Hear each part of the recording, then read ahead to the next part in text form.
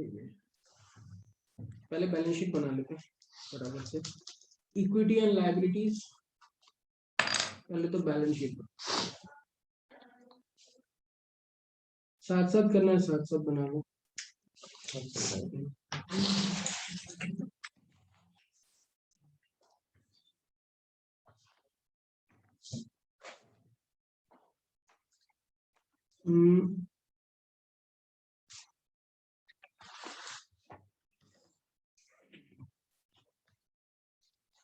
Schedule 3 क्या बोलता था इसको मैडम? शेड्यूल है, शेड्यूल 3 के रूल वाइज कंपनीज एक्ट।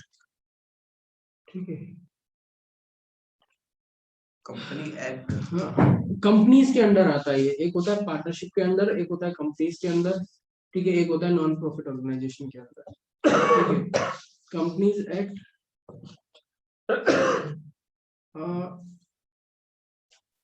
वैसे तो लिख लेते हैं, चलो 2013, अच्छा, क्योंकि सेक्शंस में ठीक है, शेड्यूल 3 लगा देते हैं। वैसे सेक्शन 2 और सेक्शन 129 के अंदर आता है, अगर थोड़ा सा एमसीक्यू के लिए चाहिए तो सेक्शन 2 41 के अंदर, ठीक है, और सेक्शन 129(1) से मतलब इसका रिलेशन 129(1) बोलता है कि बैलेंस शीट बनाओ। 121 क्या मतलब? सेक्शन 129 का भी क्लॉज 1, अच्छा, इसे क्लॉज बोलते हैं। जैसे बोलते हैं ना, जैसे 11th, तो ये तो सेक्शन हुआ है ना, मतलब 11th एक स्टैंडर्ड हुआ, जो भी कुछ हुआ है, एक सी, 11th डी, 11th ई, तो सब सेक्शन ये होते हैं, सब सेक्शन। सेक्शन का भी सब सेक्शन, ठीक है, या क्लॉज भी बोल देते हैं। तो ये सेक्शन बोलता है 129(1) बोलता है कि फाइनेंशियल स्टेटमेंट्स, मतलब जो इनकी है financial statement of the company are required, है ना। 129(1) बोलता है कि फाइनेंशियल स्टेटमेंट्स आर, ये लिख लो, फाइनेंशियल स्टेटमेंट्स आर रिक्वायर्ड, ये बोलते हैं। ठीक है, आगे देखते हैं। और ये वाला सेक्शन बोलता है, अरे ब्लॉग ही कर देता हूं। ठीक है, सेक्शन 241 बोलता है कि फिस्कल मतलब ईयर फॉलो करना है, दैट इज 1 अप्रैल टू 31 मार्च। 1 अप्रैल 2000 जो भी है, 21 टू 31 मार्च 2022, ये बोलता है कि ऐसे फाइनेंशियल ईयर फॉलो करना है। ठीक है, ये वाला सेक्शन बताता है। अब देखो ये सब काम आने वाली चीजें, क्लियर है इतना? लिख लो इतना।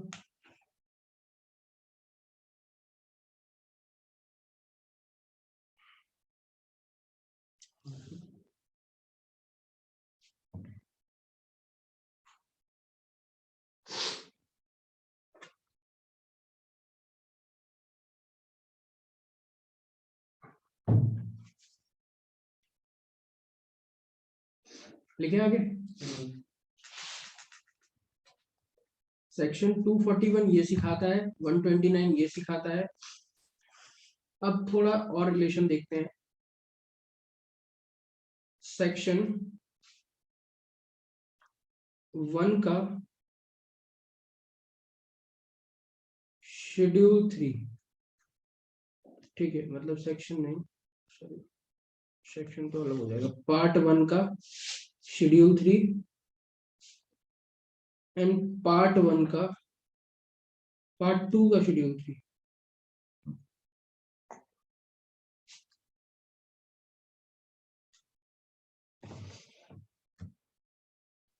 ठीक है, पार्ट 1 का शेड्यूल 3 बताता है कि प्रॉफिट स्टेटमेंट ऑफ पीएनएल बनाओ, statement of profit and loss account बनाओ। और ये बताता है कि पार्ट 2 का शेड्यूल 3 बताता है कि बैलेंस शीट बनाओ। और बैलेंस शीट कैसी बननी चाहिए, हॉरिजॉन्टल या वर्टिकल? वर्टिकल बैलेंस शीट बननी चाहिए।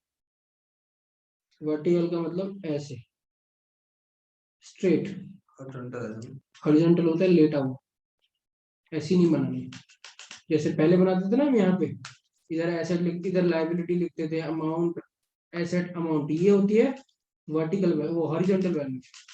लेकिन वर्टिकल मतलब कि बिल्कुल स्टैंडिंग पोजीशन में, ठीक है। पहले सारी liability and equity and liability लिख लेंगे, ठीक है। लेकिन मेनली ये आता किस शेड्यूल के अंदर है ये मेंटेन करना, ठीक है, कि सारे स्टैंडर्ड को मेंटेन करते हुए ये आता है सेक्शन 133, ठीक है। तो कहने का मतलब क्या हो गया, कितने सारे सेक्शन आ गए, अब यहाँ पे हो जाती है कंफ्यूजन स्टार्ट। एक सेक्शन ये हो गया, एक 241 ये हो गया, और ये हो गया, ठीक है। एक क्या है कि अप्रैल से मार्च यूज करने को बोलता है, एक बोलता है कि फाइनेंशियल स्टेटमेंट्स आर रिक्वायर्ड, एक बोलता है financial statements are required. Financial statements क्या होते हैं, अकाउंट्स बनाते हैं जो, है ना, क्या होते हैं, प्रॉफिट एंड लॉस बनाते हैं और बैलेंस शीट बनाते हैं, ये होते हैं फाइनेंशियल स्टेटमेंट। एक बोल रहा है फाइनेंशियल स्टेटमेंट्स आर रिक्वायर्ड, जैसे मान लो कि आप बोलो आपके घर में, आपकी कंपनी में धरना बहुत आ जाए इनकम टैक्स वाले, बोले बैलेंस शीट दिखाओ, आपने बोला मेरी मर्जी, मैं क्यों बनाऊं, उन्होंने बोला आप 100 धारा 129(1) के अंडर आपको बनाना पड़ेगा, कंपलसरी है।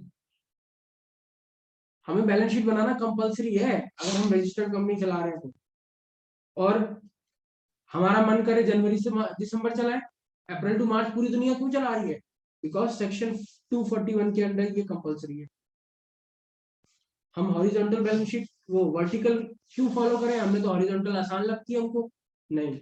लेकिन पार्ट 1 ऑफ शेड्यूल ये और पार्ट 2 ऑफ ये सेक्शन 133 बोलता है कि जैसे बोला गया वैसे बना, कंपनीज में पीएनएल भी वर्टिकल बनाना है और ये भी वर्टिकल बनाना है ना, ठीक है। 11th क्लास में जो प्रॉफिट एंड लॉस अकाउंट पढ़े हो ना, वो हॉरिजॉन्टल है, पर्टिकुलर अमाउंट वाला पढ़े हो ना, trading profit and loss account, वो हॉरिजॉन्टल था। अब हम यहाँ पे वर्टिकल पढ़े, वर्टिकल मतलब पहले सारे इनकम आएंगे, फिर सारे एक्सपेंसेस आएंगे, एक ही लाइन में होंगे सारे, ठीक है। इतना क्लियर है, चलिए बाकी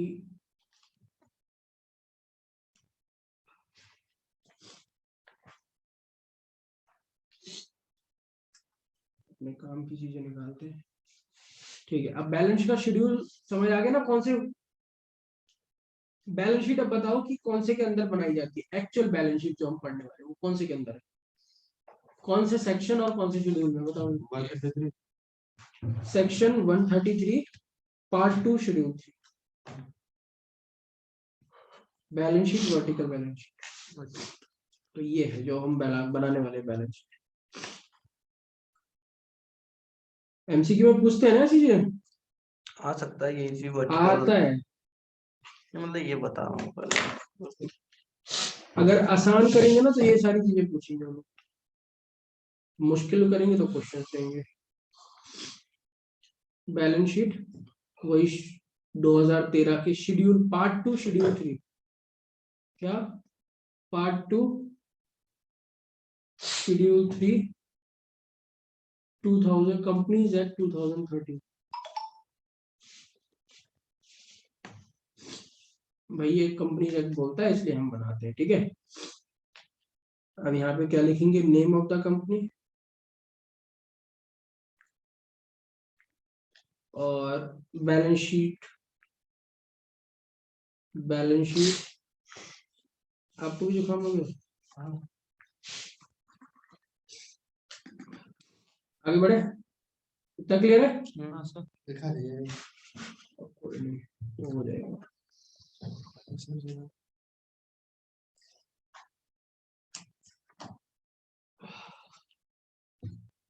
ठीक है, ये हो गया, एक्सटेंड कर लेते हैं।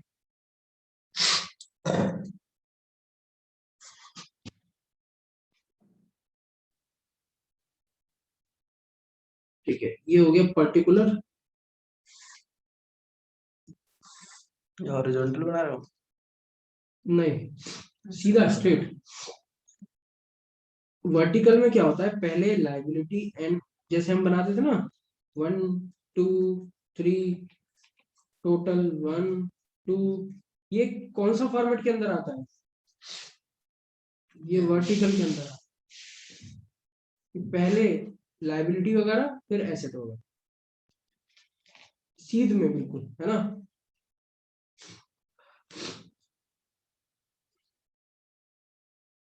पर्टिकुलर्स, नोट नंबर और अमाउंट करंट ईयर के, अमाउंट प्रीवियस ईयर के, 2 ईयर के होते हैं इसमें। नहीं, डेबिट क्रेडिट नहीं होता, जर्नल एंट्री नहीं कर रहे ना। ठीक है, current year and previous year, पिछले साल का डेटा भी लिखते हैं ताकि कंपेरेबल हो। पता चले कितना नुकसान कितना फायदा। सही रहता है। ये वर्टिकल बैलेंस शीट है। इक्विटी एंड लायबिलिटीज, इसके अंदर पहला क्या आता है, कुछ याद है किसी को? Equity and liability, SHF. हाँ, शेयर होल्डर फंड।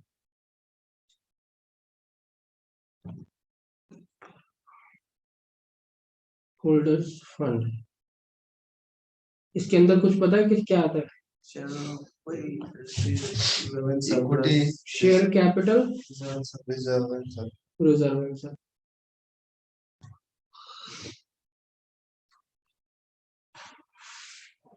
तो जिस जिस चीज का हम एक्सप्लेनेशन करेंगे वो हम इधर लिख लेते हैं।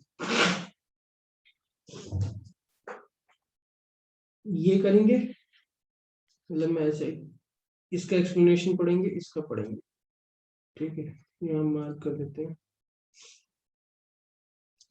इसका एक्सप्लेनेशन करेंगे, ठीक है। ये हो गया। अब नेक्स्ट बताओ जल्दी। मैं सी लिख देता हूँ, लेकिन इसका कोई काम नहीं है ये। हाँ हाँ, सी वैसे लिख देता हूँ कि होता है, लेकिन इसका कोई अभी हमको काम नहीं है, ना ही हमारे सिलेबस में। मनी, हाँ, लेकिन फॉर्मेट पूछते समय फिर दिक्कत कर, रिसीव्ड अगेंस्ट शेयर वारंट, वो भी जरूरी नहीं है, बट थोड़े अनपढ़ टीचर होते हैं ना, तो उनको फिर जिद पे आ जाते हैं कि नहीं नहीं बताओ। पता नहीं है, वो तो पता चलेगा क्या बताओ। ठीक है, ये जो ये चीज है, ये अपने सिलेबस में नहीं, ठीक है, आपको अपने को नहीं पढ़ना है। मनी, वैसे कहने का मतलब ये है, मीनिंग समझाया तो, money received against share warrant का मतलब है कि शेयर के अगेंस्ट कितना पैसा रेज कर रहे हो, ठीक है, जो पेंडिंग वगैरह होता है, तो शेयर बेच के, वैसे शेयर बेच के यही है, ठीक है। लेकिन कुछ एक होता है, शेयर वारंट्स होते हैं, वारंट्स, उनके अगेंस्ट मनी रिसीव, ठीक है। तो अब बस इतना समझ लो कि शेयर वारंट कुछ होता है, ठीक है, कुछ ऐसा चीज है जहाँ पे वारंट, जैसे वारंट निकलता है ना किसी, शेयर वारंट कुछ होता है, ठीक है, उसके अगेंस्ट पैसा रिसीव करते हैं। पैसा तो इसमें भी रिसीव करते हैं नॉर्मल शेयर के अगेंस्ट, लेकिन शेयर वारंट्स के अगेंस्ट, अब वो फिर लंबा टॉपिक पड़ जाएगा, इसलिए सर अब सिलेबस में नहीं है तो छोड़ो ना। हम बस ये नाम थोड़ा सा कुछ कुछ लगे ना, सुना सुना सा, बस इतना ध्यान रखना है। फिर सेकंड कुछ ऐसा है कि वो भी अपने सिलेबस में नहीं है, हेडिंग, जैसे ये हेडिंग अपने सिलेबस में है, लेकिन ये नहीं है। Share application money pending allotment,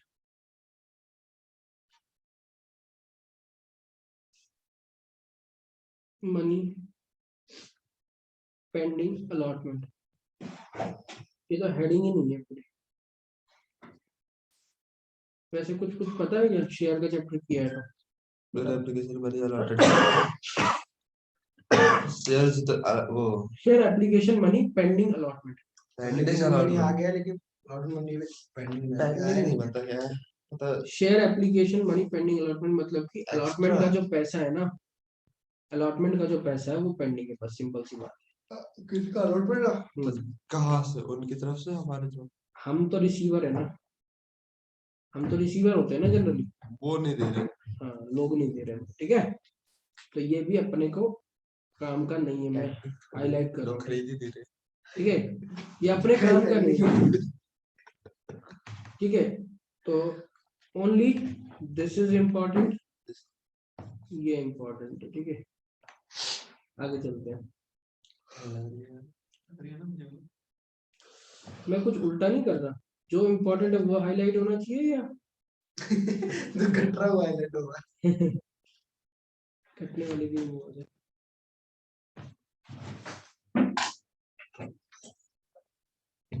सर्दी लग रही है आपको? Yes sir. थोड़ा डांस कर इसी बंद कर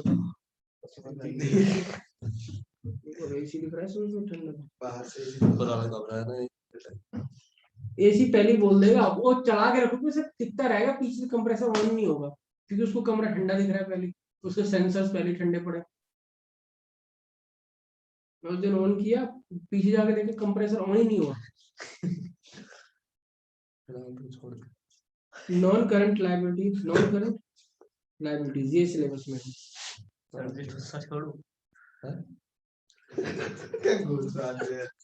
नॉन करंट लायबिलिटीज, इसके अंदर क्या क्या आता है देखिए। ये बताइए, कुछ याद आ रहा है?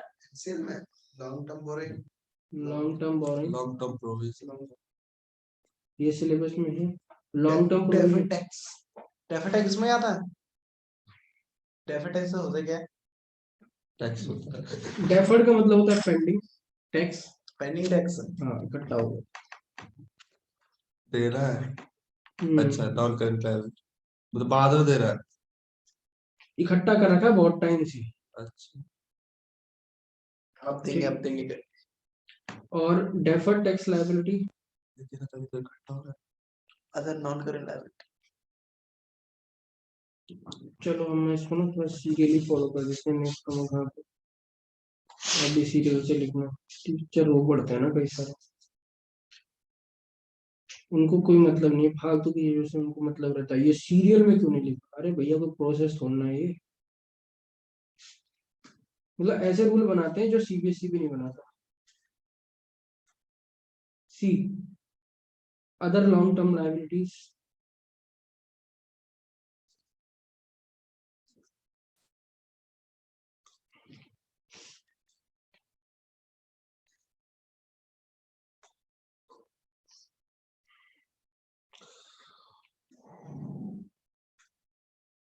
ये हो गए चार। Long term borrowing, deferred tax liability, other long term liability, long term provision. Clear है? बोलो। हाँ। ऑल क्लियर, ठीक है। जिसमें से लॉन्ग टर्म बोरिंग हम पढ़ेंगे, लॉन्ग टर्म प्रोविजन पढ़ेंगे, ये अपने काम का। तो यहाँ पे हम पढ़ेंगे शेयर कैपिटल,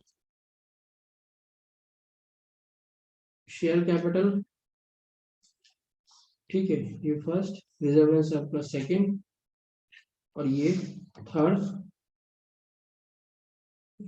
और ये फोर्थ। ये तो नहीं है डेफर्ड टैक्स और नहीं, अपने काम लॉन्ग टर्म। बचता ही कुछ नहीं है,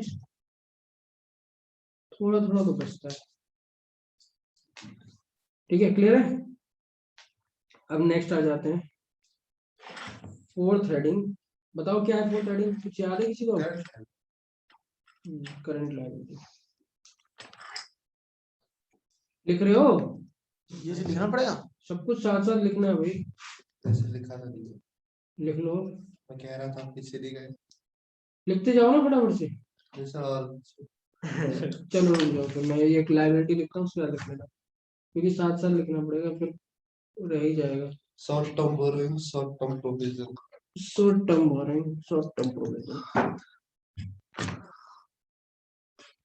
अदर करंट लायबिलिटी और चौथा कौन है? Short term trade payable. Boring. और बताओ, शॉर्ट टर्म प्रोविजन। बी में लिखा करो ट्रेड पेबल, बस लिख दो। वाइवा होगा तो फिर पढ़ा दिए जाओगे। तीसरा, सीक्वेंस बताना पड़ेगा क्या? अब यार वो सीक्वेंस होता नहीं है, लेकिन वो करवा देते हैं टीचर जबरदस्ती। ये तो बहुत है। अब उनकी मर्जी करी कि नहीं, सीक्वेंस भी नहीं सुना रहे। मेरी मर्जी मैंने सुना। ना ना सर, यहाँ पे तो मेरी चैप्टर मर्जी मैंने मनी लगा रहा हूँ। वैसे बोले चैप्टर के नाम सुन के भेज दिए जा रहे हैं। वो तो फिर बहुत ही बुरा हाल है। लग रहा है मैडम का ये बोलती बेटा मेरा नाम बता दे। उसमें बच्चे बोलेंगे नहीं मैम रंजू शर्मा। याद करके आया था भूल गया। बोले कि ये तो छोड़ मैं कौन सब्जेक्ट पढ़ा दे पता। प्रोवाइड बच्चों में साइंस।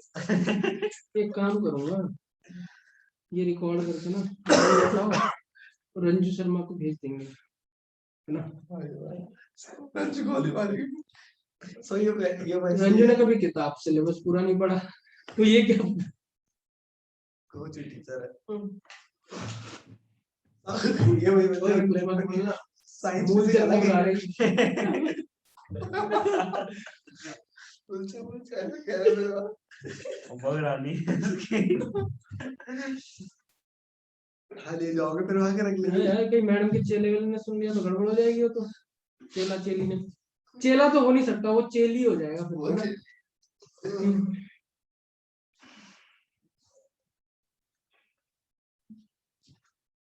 मैडम कह रही हो अपने अपने क्लास में चले हो फिर क्या उखाड़ लिया तूने भाई हमसे नोट्स वोट्स लेके। नेक्स्ट आ जाता है एसेट्स हेडिंग।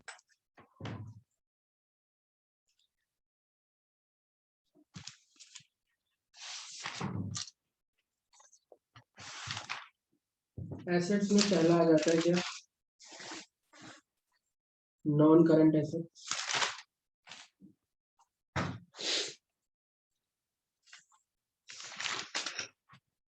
ठीक है, नॉन करंट एसेट में क्या है पहला, कुछ याद है किसी को।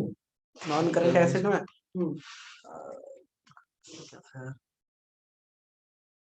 Fixed asset. Fixed asset tangible. Fixed asset में भी कुछ पार्ट्स हैं। पहला क्या है, टेंजिबल जिसको छू सकते हैं, इनटेंजिबल जिसे नहीं छू सकते। ठीक है, तीसरा आता है capital work in progress,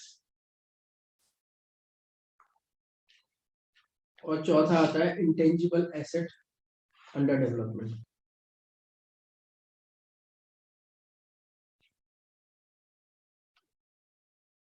asset under development, sir वो क्या कैपिटल ये है fixed assets, tangible, intangible, capital work in progress, capital work in progress. हाँ, इंटेंजिबल एसेट अंडर डेवलपमेंट, ये सब फिक्स्ड एसेट के अंदर आते हैं। ठीक है, अब ध्यान से देखना, टेंजिबल तो क्या होता है, जिनको छू सकते हैं, लैंड एंड बिल्डिंग हो गए, लैंड बिल्डिंग मशीनरी। इंटेंजिबल क्या होते हैं, गुडविल, पेटेंट, ट्रेडमार्क, है ना, ये दोनों तो सही आ गए। कैपिटल वर्क इन प्रोग्रेस क्या होता है, जैसे मान लो कि आपकी कोई बिल्डिंग बन रही है, कैपिटल का मतलब क्या होता है, कैपिटल का मतलब होता है एसेट, वो बनी नहीं है अभी तक। अभी बनी नहीं है आपका काम, अगर बन जाती तो टेंजिबल में कन्वर्ट हो जाती। अभी वो टेंजिबल बोल नहीं सकते आप कि मेरी बिल्डिंग है, देखो गाइस ये मेरी बिल्डिंग है ना। जो कि बन रही है, हो सकता है। हाँ तो बोल रहे हो, देखो मेरी बिल्डिंग बन रही है, तो इसको अकाउंट की लैंग्वेज में क्या बोलोगे, वर्किंग। काम चल इसको रहा ये है। नहीं बोल सकते कि देखो मेरा टेंजिबल एसेट है, बोलोगे देखो मेरा वर्किंग प्रोग्रेस है, कैपिटल वर्किंग प्रोग्रेस। ये केएफसी की गुडविल बिल्कुल सेट हो रखी है, मैकडी की सेट हो रखी है, लेकिन कोई अभी अभी नया ब्रांड स्टार्ट हुआ है, अपना प्रमोशन कर रहा है, डेवलपमेंट कर रहा है, तो ये बोल सकते हैं इंटेंजिबल एसेट अंडर डेवलपमेंट। या सॉफ्टवेयर अपग्रेडेशन चल रहा है, या कोई गेम में एडवांसमेंट चल रहा है, या कोई पेटेंट का, जैसे मान लो गूगल या कोई आईएस, कुछ ऐसा सॉफ्टवेयर वर्किंग अभी डेवलपमेंट में चल रहा है। ठीक है, तो उसको कहेंगे अंडर डेवलपमेंट। ठीक है, वो इंटेंजिबल एसेट भी छू नहीं सकते, जैसे रोड टेंजिबल है, लगाए थे ना बोर्ड, अंडर डेवलपमेंट। ऐसी फोन में या किसी सर्वर में या किसी वेबसाइट में आता है ना मेंटेनेंस अपडेट मांग अपग्रेडेशन, या अंडर डेवलपमेंट लिखा जाता है, मेंटेनेंस टाइम चल रहा है। तो ये इसको पढ़ेंगे हम, दैट इज 9, इसको 10। इतना नोट हो गया। हाँ सर। आगे आ जाता है, ये दोनों नहीं है मतलब ज्यादा अपने काम के नहीं है लेकिन काम के नहीं है ज्यादा, अपने को जरूरत आएगा नहीं ज्यादा, पर एक बार ध्यान रखना होगा, उनकी ज्यादा डिटेल पढ़ने की क्या जरूरत है, तो पता है वर्किंग प्रोग्रेस का मतलब काम हो रहा है, बिल्डिंग बन रही है, कंस्ट्रक्शन चल रहा है, क्योंकि ज्यादा इकट्ठे हो जाएंगे इसके नोट्स, फिर ज्यादा दिक्कत। चलिए, नॉन करेंट इन्वेस्टमेंट,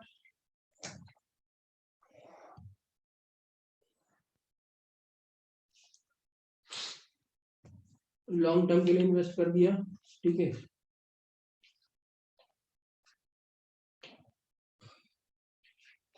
आगे देखते हैं, बाकी की तो बिना काम की चीजें हैं, बट देख लेते हैं।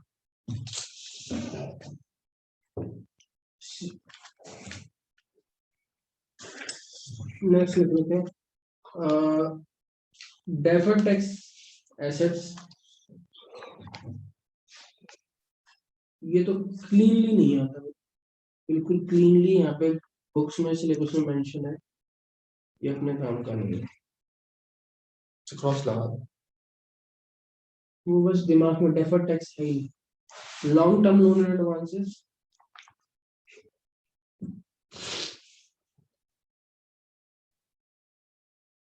कि हमने किसको लोन वगैरह दिए हैं लॉन्ग टर्म के लिए, ठीक है। Next is other non current assets,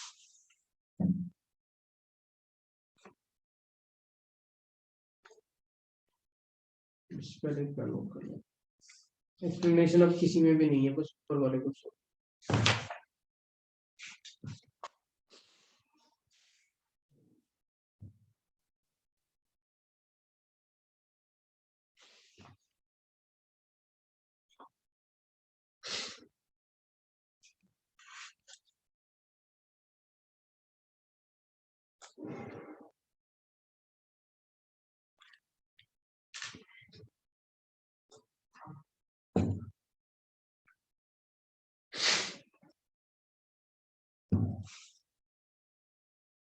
आगे बढ़े, हाँ इसके बाद क्या आएगा, नॉन करंट एसेट के बाद क्या आएगा, तो नॉन करंट एसेट, आगे बताओ। करंट एसेट, करंट ये करंट एसेट सबसे ज्यादा यूज होने वाली चीज है, current asset, current asset second is current asset. बस ये बैलेंस शीट और उसकी डिटेल लिखनी आनी चाहिए आपको, पहला चैप्टर खत्म हो जाएगा। अब तो बहुत बार सीख चुके हो, है ना, आधी चीजें पता होती है ना, तो फिर समझने में आधी चीजें आसान हो जाती है, याद रखना उसको, याद रखना पड़ेगा ना। करंट इन्वेस्टमेंट,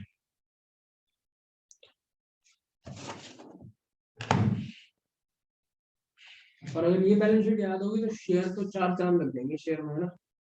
शेयर्स की दो रेशियोज इस पर है, पूरी पूरी, पहली वाली करंट रेशियो, वो लिक्विडिटी रेशियो, सॉल्वेंसी रेशियो, तीसरी इंडिपेंडेंट है, चौथी इंडिपेंडेंट। सर रेशो में चार चार चांद देंगे ना, शेयर में थोड़ी। ये पूरी पूरी बुक 11 नंबर की है, 3 चैप्टर बस, इतना हल्का, 40 में से 11 नंबर, बहुत मायने रखते हैं। तो पता चल गई होगी वैल्यू, हाँ सर, पास करा सकते हैं। ठीक है। पास नहीं है, बट एक शुरुआत होती है ना, अच्छी शुरुआत। Inventories, current investment, inventories, trade receivables, cash and cash equivalent, cash and cash equivalent, other current, short term loan and advances, and other current assets.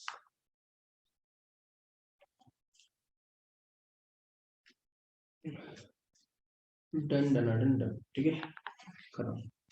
तो हाईलाइट कर देते हैं, तो 12, 13, 14,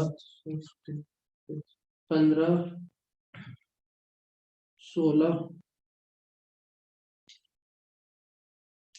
एंड 17, इसकी जरूरत नहीं पड़ेगी, शॉर्ट टर्म लोन एडवांस। फिर इसमें है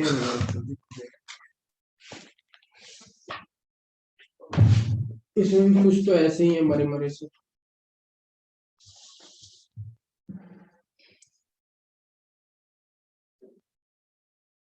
चलो लिख ही लेंगे मतलब एक लाइन लिख लो।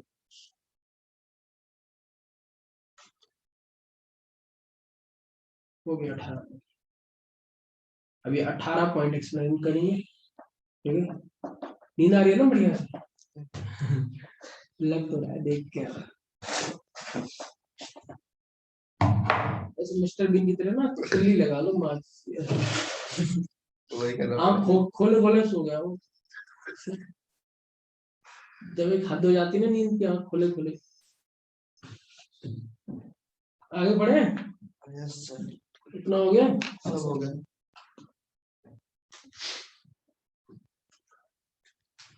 अब एक्सप्लेनेशन स्टार्ट करते हैं 1 से। 1 में हमने क्या पढ़ा था? शेयर कैपिटल, ठीक है। सबकी एक्सप्लेनेशन पढ़नी पड़ेगी। मर्जी है आपकी। मर्जी तो शेयर कैपिटल के अंदर क्या क्या आता है बताओ जल्दी। Equity share capital,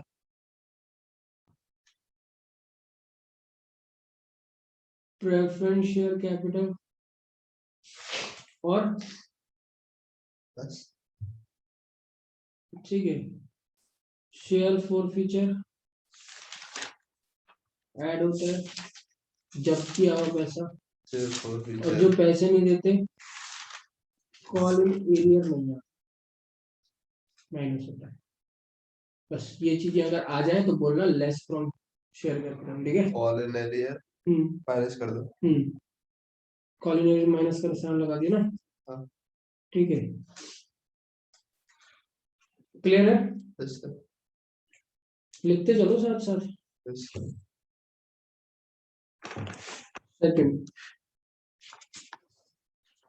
reserve and surplus. आधे से ज्यादा चीज तो पता ही होंगी, बचेगा कुछ नहीं, बस एक ऑर्गेनाइज्ड वे में लिख लिया ना आपने, रिवीजन सी हो गई। चलिए ये बताइए, रिजर्व एंड सरप्लस के अंदर बोलना शुरू करिए जितना आपको पता है। डिवेंचर, नहीं गलत है। Current liability sir, non current वाला करंट लायबिलिटी में सबसे आता है।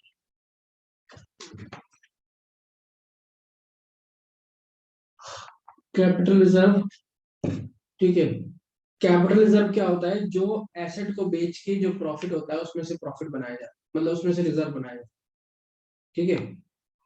कोई भी फिक्स्ड एसेट को बेचकर उसमें से प्रॉफिट जो आता है उसमें से थोड़ा सा पैसा रिजर्व में डाला जाता है, that is capital. Capital reserve हमने कहाँ पढ़ा था? शेयर में पढ़ा था। शेयर को जब्त किया, बेचा, बेचने में जो मुनाफा हो गया उसको कैपिटल रिजर्व, मतलब बड़ी चीजों को बेच के जो मुनाफा होता है उसको कैपिटल, उसका भी थोड़ा सा पोर्शन कैपिटल रिजर्व होता है। नाम याद रखने में से कुछ और काम नहीं है इनका, सिर्फ नाम याद रखना, ठीक है। Securities premium reserve,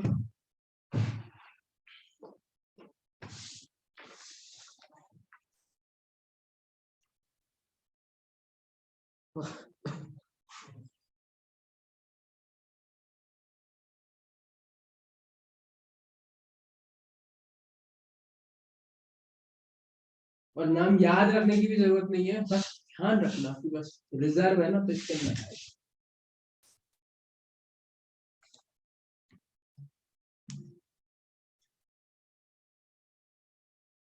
general reserve,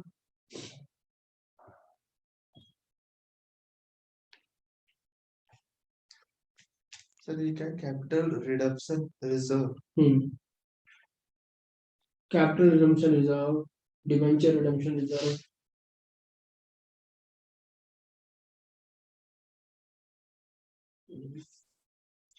statement of profit and loss, credit वाला प्लस का होता है करते हैं, डेबिट वाला माइनस का, वो डेबिट वाला सरप्लस की जगह डेफिसिट हो जाता है, ठीक है। सरप्लस मतलब प्लस, डेफिसिट मतलब माइनस।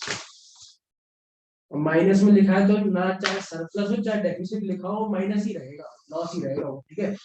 वहाँ कंफ्यूज मत होना कि ये तो सरप्लस लिखे थे और आगे माइनस में लिखे थे वो।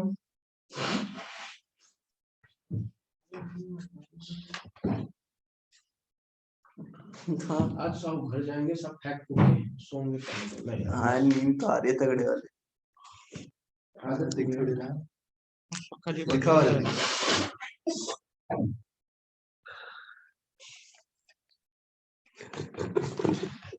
प्रभाकर है। करें लिख लिया। सर एक मिनट बता प्रभाकर कौन सी पोजीशन दे रही है? और एक बात ध्यान रखना, थोड़ा सुना थोड़ा तो नहीं। अब शायद आपको ये बात समझ आ जाए, दैट इज ये जो भी स्टेटमेंट ऑफ पीएनएल और इसके अंदर जो रिजर्व एंड सरप्लस के अंदर जो दिया होता है ना पीएनएल वगैरह, वो जनरली क्या होता है, आफ्टर इंटरेस्ट एंड टैक्स होता है। याद आया? जरूरत पड़ती है ना रेशियो में। जो भी बैलेंस शीट के अंदर दे रखा होता है ना रिजर्व एंड सरप्लस, उसके अंदर जो भी नेट प्रॉफिट दे रखा होता है that is after interest tax profit दे रखा होता है। ये होता है net profit after interest and tax. Balance sheet में जो चीज लिख दी गई है वो आफ्टर इंटरेस्ट आफ्टर टैक्स होती है। समटाइम्स हमको टैक्स भी दिया होता है एडजस्टमेंट में। सर बैलेंस शीट में होता ही वही है, टोटल पूरा करके सब कुछ करके, लेकिन हमें पता होना चाहिए ना, पहले पता नहीं था ना, तो रेशो कर लिया तो पता चल गया, ठीक है। तो कई चीजें ना कई बार पढ़ने पर लिंक हो पाती है। हो गया, आगे बढ़ो। मुझे लगता है कि यहाँ तक तो अभी पता ही था, ठीक है। इसके बाद कौन सा टर्म है? Money receive against share warrant आना नहीं है, नॉन करेंट लायबिलिटी का लॉन्ग टर्म बोरोइंग। तो तीसरा इज लॉन्ग टर्म बोरोइंग। किसी सुना तो नहीं।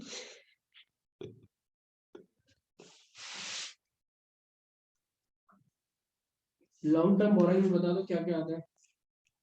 पैसा सब लायबिलिटी मतलब बोरोइंग्स पेबल। बोरिंग पेबल ये तो आता था। वैसे ही मैं लिख रहा हूँ ना, बोरोइंग खुद से बोल पेबल आफ्टर 12 मंथ्स, जो 12 महीनों के बाद पे करते। दैट इज क्या क्या होते हैं पहले बताओ। लोन, बॉन्ड्स, डिवेंचर्स, लोन, चाहे वो मॉर्गेज लोन हो चाहे कोई भी लोन हो, राम का, श्याम का, रमेश का, सुरेश का, ठीक है। And public deposit etcetera. अब ये मत बोलना कि टर्म लोन लिखा है या कुछ भी लिखा है, सब कुछ एक्सेप्टेबल है जब तक शॉर्ट टर्म नहीं लिखा, जब तक वो लॉन्ग टर्म है। लोन के अंदर क्या क्या आ जाता है? Term loan, mortgage loan etcetera etcetera, फलाना लिखाना से। तो कोई दिक्कत आई? No sir. बस क्लियर ये सब कुछ।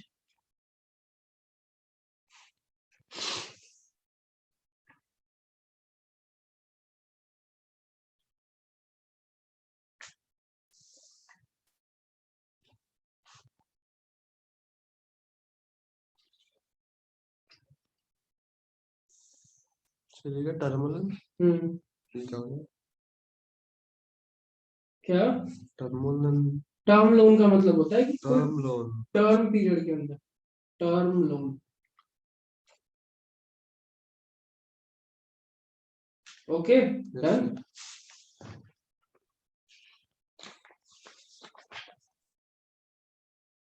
नेक्स्ट लिखते हैं long term provision.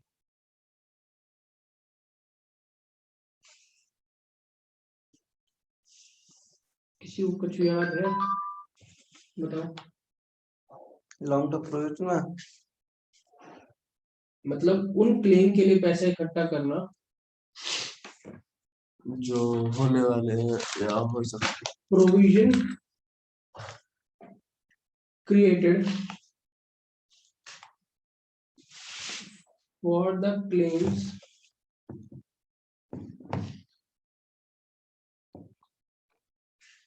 Sir long term क्या होता है? प्रोविजन तो प्रोविजन होता है, कभी भी जरूरत पड़ जाए। नहीं, लॉन्ग टर्म में देना होता है।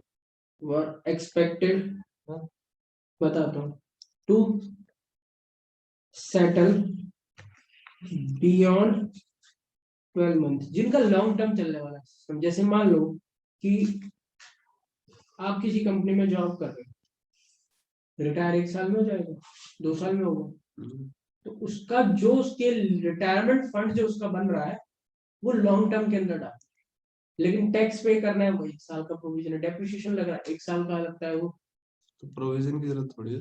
उसके लिए प्रोविजन। मान लो 40 साल बाद किसी बंदे को 60 लाख 70 लाख रुपए एक साथ कैसे दे दोगे?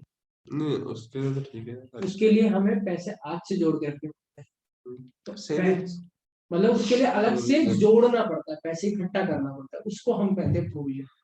कि फ्यूचर में मान लो आपको मैंने बोला कि मतलब एक अलग से लाइबिलिटी कंपनी, मान लो कोरोना काल में किसी कंपनी का अकेले का टर्नओवर 70 लाख नहीं होगा, लेकिन जो कोरोना में रिटायर हो रहा होगा उसको 70 लाख मिल रहे होंगे। ऐसा कैसे हो गया भाई? क्योंकि वो कंपनी ने सालों से 40 साल 50 साल से जोड़ रखा है। उसके बाद सरकार उस पर एक तो एम्प्लॉइज का काटते हैं, फिर सैलरी, इनके 4,000 रुपए कट रहे हैं, आपके भी 4,000 कटेंगे, ओनर के भी 4,000 कटेंगे, एम्प्लॉइज के मान लो लेट्स सपोज 8,000 तो ये हो गया, इन्वेस्ट कर देंगे सरकार के ईपीएफ फंड में, और सरकार उसको अलग अलग तरह में डाइवर्सिफाई करती है, उसको ऐसे ऐसे डाइवर्सिफाई करती है। क्या करती है? कहीं शेयर मार्केट में इन्वेस्ट कर देती है, कहीं डेब्ट फंड में इन्वेस्ट कर देती है, कहीं कहीं रियल एस्टेट में इन्वेस्ट कर देती है। तो मतलब 85% नॉन रिस्की में करती है, 15% रिस्की में करती है। जहाँ साल मतलब 15% वाला ऐसा भी हो सकता है कि 20 टाइम हो जाए, 10 टाइम हो जाए, है ना? लेकिन 85% वाला नॉर्मल रिटर्न देता रहता है, और रिटर्न पे रिटर्न, रिटर्न पे रिटर्न 40 सालों तक ऐसी चलता रहेगा गेम। सोचो उसका पैसा कितना हो जाएगा, डबल हो जाएगा। डबल होने के चांसेस रहते हैं ना, तो तब उसको ज्यादा पैसा मिल जाए। समझ आ गया? ओके सर खड़े होकर कर लो, खड़े होकर कर लो, अगर बैठ के दिक्कत हो रही है तो ठीक है। पहले लिखते हैं प्रोविजन फॉर एम्प्लॉइज बेनिफिट, ये चीज ना नहीं सर चल जाएंगे।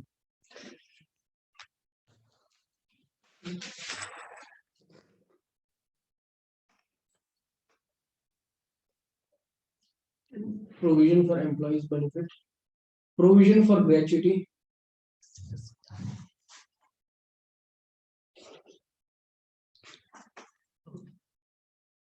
provision for earned leave,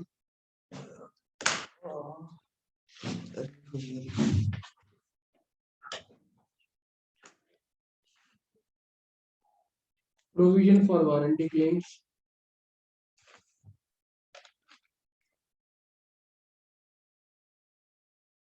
AC हो गया, वॉशिंग मशीन हो गया, इन सब की ना वारंटी बहुत लंबी होती है, ठीक है? 5 साल की वारंटी है, 5 साल में खराब हो गया तो उसके लिए पैसे तो बचा के रखने हैं, इसको या तो रिपेयर किया देगा। और ग्रेचुटी होता है, जो भी बंदा जॉब कर रहा होता है ना, तो सरकार क्या करती है, थोड़ा थोड़ा काटती रहती है। क्या काटते? पैसा काटते हम लोग? वो 5 साल बाद इकट्ठा करके देता है।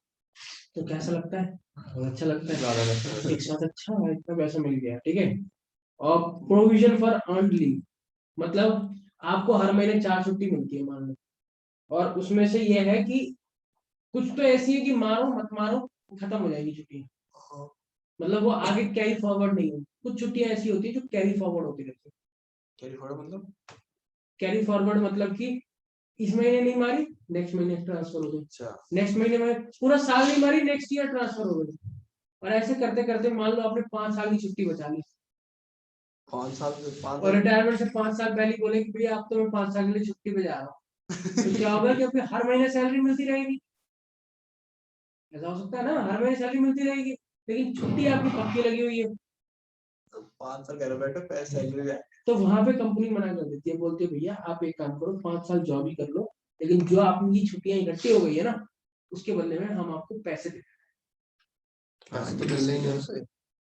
नहीं सैलरी मिलेगी और वो मिलेगा। सैलरी मिलेगी काम करने की, और छुट्टियों के बदले में छुट्टी ना देके छुट्टियों के बदले में पैसे दे देंगे, कितने दिन के काम का पैसा? जितने दिन एक्स्ट्रा काम किया है ना लाइफ में, अब मान लो घर बार कुछ था नहीं, उसके यार दोस्त कंपनी में ही थे, उस कंपनी में आ जाता था, नाश्ता भी वही मिलता था, बस उसने तो ओवर काम कर लिया। लेकिन अब ऐसा नहीं करती सरकार वगैरह, को बहुत चालू हो गई है।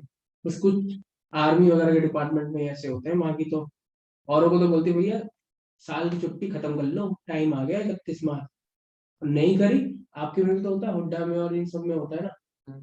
अब लास्ट में क्या होता है, लोगों को ना जबरदस्ती 10-15 दिन की छुट्टी लेनी पड़ती है। अब क्या करें, छुट्टी बच जाएंगी, वेस्ट चली जाएंगी। अब कोई काम धाम कुछ नहीं है, अब नेक्स्ट ईयर जाती वो सब इरेज हो जाएंगी। प्राइवेट में सर छुट्टी कहाँ देते हैं। प्राइवेट नहीं बोल रहा सरकारी। दिवाली में पापा गए थे रोना निकली है। तो दिवाली में अगर गए थे तो उनको बोलना चाहिए था ना कि अनार अनार लेके जाते हैं, आग लगा के आते थोड़ा सा। चलिए,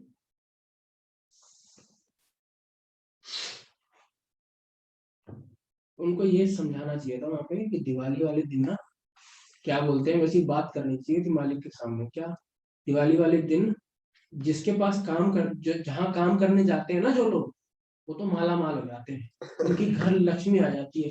लेकिन वो आती कहाँ से, वो ट्रांसफर होती है जो काम करवा रहा है। एम्प्लॉयर के से। तो एम्प्लॉयर के पॉइंट ऑफ व्यू से खतरा है, एम्प्लॉयज के पॉइंट ऑफ व्यू से बहुत बढ़िया। हमें आप प्लीज पूरे दिन में बोलेगा भाई ये तो सारी लक्ष्मी तो यही ट्रांसफर हो जाएगी। बोले भाई 10 मिनट में निकल जाओ सबके सब है। 3-4 घंटे हो गया था ज्यादा। और मिठाई उठाई भी दी होगी। हाँ उस दिन दी छुट्टी वाली करके। पेट्रोल ले आते 10-15 लीटर की कैनी भर के, बोलते भैया पेट्रोल ही दे दो, यही हमारा है। वैसे सर और पकड़ 15 दिन बाद हम वापस देने आ 5 जाएंगे। रुपये कम हो गया।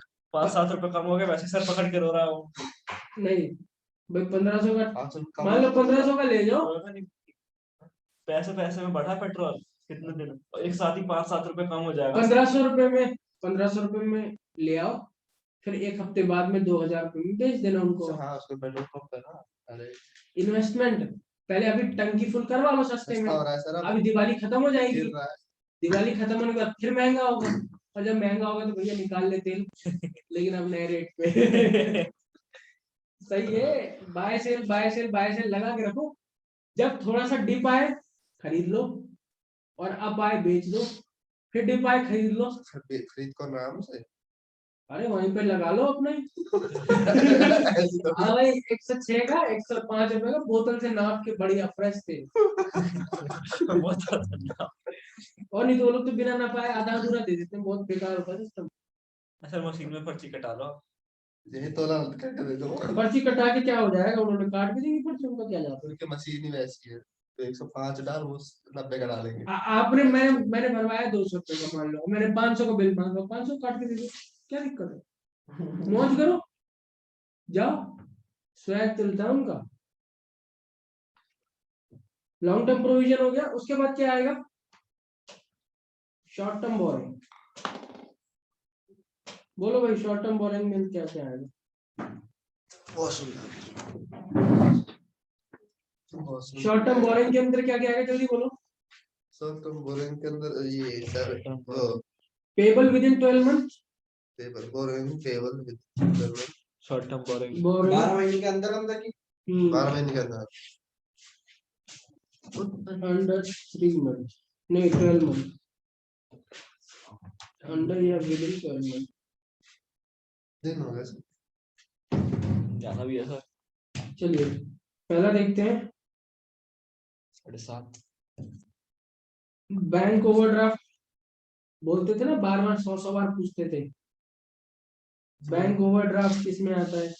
सबसे कमाल की बात तो मैं ये देख रहा हूँ, 2 दिन पहले आप इनसे पूछ रहे हो बैंक ओवरड्राफ्ट किसमें आता है, ये बोल रहे करंट लायबिलिटी में, फिर 2 दिन बाद ये पूछ रहे हैं बैंक ओवरड्राफ्ट किसमें आता है, आप बोल रहे करंट लायबिलिटी में। आखिर पता नहीं दिक्कत क्या है। सब भूल जा रहे हैं ना।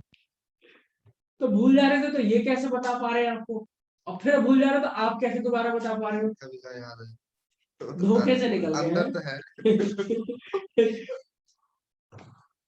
धोखे से निकल गया, गलती से निकल गया है। इन दोनों को क्या बोलते हैं, ये दोनों अंडर द कैटेगरी ऑफ आते हैं लोन रिपेबल ऑन डिमांड।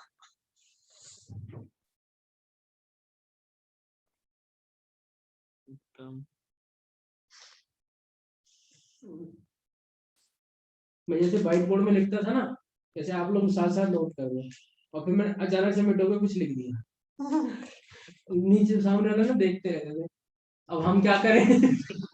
आपने तो मिटो दिया, और हम क्या करें? बड़ी गजब की ट्रेजेडी। देखो ये दोनों चीजें ना इसके अंदर आती है, लोन पेबल ऑन डिमांड, है ना? तो जब ये दोनों चीज दिए हुए हो तो ये मत लेना, या लोन रिपेबल ऑन ये डिमांड। हेडिंग है, ये ले लिया तो ये दोनों मत लेना। याद आया? थोड़ा सा समझ आया चीजें? हाँ sir. Back overdraft cash credit. ये दोनों चीजें लोन रिपेबल ऑन डिमांड के अंदर आती है, बट पेपर ये में चीज कई तो बार ऐसे भी पूछा जाता है। आया समझ में? नेक्स्ट है वही शॉर्ट टर्म लोन।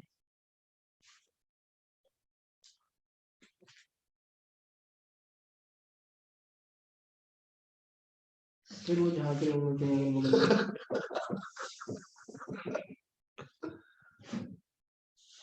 डिपॉजिट्स, ठीक है, बस ऐसे तो खत्म। नेक्स्ट में आ जाते हैं 6। पहले तो बजाते रहे, किसी ने भाग ही नहीं दिया, चुपचाप आ गए। किसका कर रहा आप ही बात कर रहे अरे हैं। कोई पहले तो बेचारे सोचे बजाता हूँ, देखता हूँ सब लोग मेरा स्वागत करेंगे, लेकिन किसी ने कुछ बोला ही नहीं, कहाँ चुपचाप ही आ गए। कहाँ ओए खुल गई नींद। फिर मेरी ट्रेड पेपर, ट्रेड पेपर के अंदर तो बोल दो भाई, अरे बोलो, बोलो बोलो बोल ना। आप बोलो ना, हाँ सर। ऐसे थोड़ा ऐसे कर दो, शायद ब्रेन पीछे चला जाए। आगे आ जाओ। बताओ क्या होता है शॉर्ट ट्रेड पेपर के अंदर, क्या क्या आता है? शॉर्ट ट्रेड पेपर में bills paper yes, bills paper. Paper paper और प्लस क्रेडिटर्स। हाँ आता है भाई, आता है लेकिन तुम कभी पेपर से ना नहीं नहीं यार, 100 बार तो हो चुकी है चीजें, अब भी याद नहीं तो भांति की सजा से लग जाएगा, हाँ? थोड़ा लगेगा। से लोग फांसी पंखे से लटकते हैं, पंखा इतना मजबूत होता है कि लटक जाते हैं। कभी चेक नहीं पंखे से बाहर रखते हैं। कभी चेक करके बता। अरे नहीं, कोई पंखों से लटकते हैं। खाना पता नहीं गया था, से खड़े खड़े छोड़ू पंख। फिर भरोसा नहीं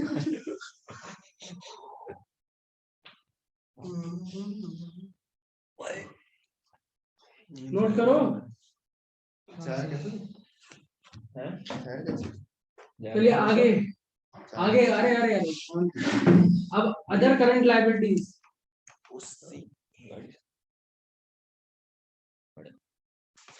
मेट्रो भी तो चली दी है आज, सबसे बढ़िया मेट्रो, सीधा जाओ, तेल से सस्ता, सबसे बढ़िया बात है, हाँ सबसे बढ़िया बात। अब तो ऑटो सस्ता पड़ने लग रहा है, ऑटो खरीद लेते हैं CNG.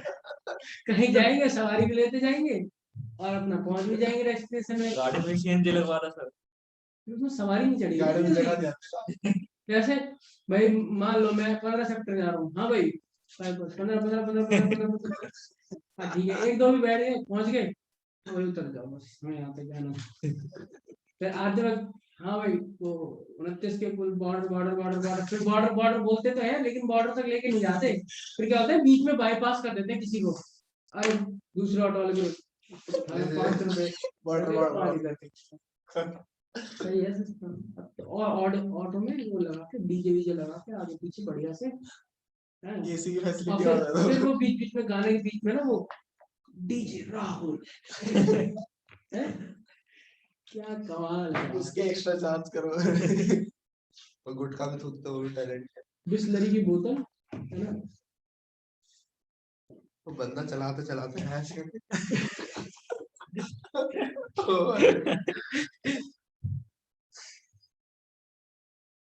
Current maturity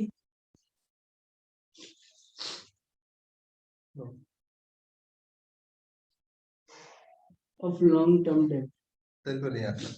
current maturity of long term debt का मतलब क्या होता है? Current maturity of long term debt, long term डेब्ट अब देना पड़ेगा, मतलब पिछले साल अभी का चल रहा है 2021, ठीक है, 2015 में लोन लिया था, उसका आप देना पड़ेगा। 2015 में लोन लिया था, उसकी वापसी 2021 में होनी थी। 2015 में उसको क्या बोलते थे, अरे अभी तो बहुत टाइम है। करंट है। 2016 में भी बोलते अभी बहुत टाइम है। 2017 में बोलते थे अभी बहुत टाइम है। 2018 में भी यही बोलते थे, 2019 में भी, 20 में भी, लेकिन 21 में नहीं बोलोगे देना है। कि ये तो इसी साल देना है, इंतजाम करना है। तो इस साल के लिए क्या है, करंट लायबिलिटी है ना। तो current maturity of long term debt जो चलता आ रहा है उसको इस साल पे करना है, तो वो इस साल के लिए करंट हो जाता है फिर, है ना। इंटरेस्ट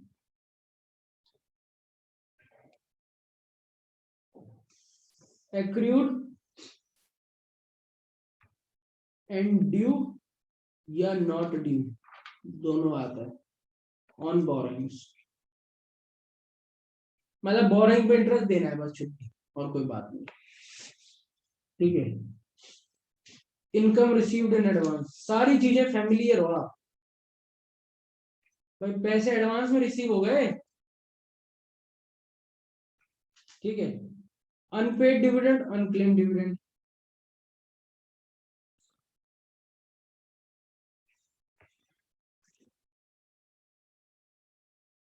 ठीक है। अनपेड मतलब कि अभी तक पे नहीं किया। मान लो कि आपने फीस अभी तक पे नहीं करी, तो मैं अनपेड में डाल दूंगा आपको, ठीक है। या मैं नहीं डालूंगा, आप डालोगे। आपने अभी तक पे नहीं करी तो आप अनपेड डालोगे कि भाई वो आपके लिए लायबिलिटी है। और किसी ने अभी तक मांगी नहीं है, उसका बन जाता है पैसा लेना, तो क्लेम ही नहीं करा। क्लेम ही नहीं करा। मान लो आपने तो दे दिया, बोल रहे हो रोज भाई तुम्हारा डिविडेंड अलग से निकाल के रखा, ले जाओ ले जाओ ले जाओ, वो लेके नहीं जा रहा, वो अनक्लेम के अंदर आ जाएगा और एक अनपेड के अंदर आ जाएगा, जिसको दिया नहीं है। समझे समझे बेटा, मेरे पैसे से दिवाली बना रहे हो, सही है। चलो आगे बढ़ते हैं।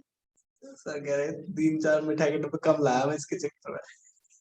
मैं एक भी मिठाई डब्बे नहीं लाया, घर में सब घर वाले कर लेते हैं।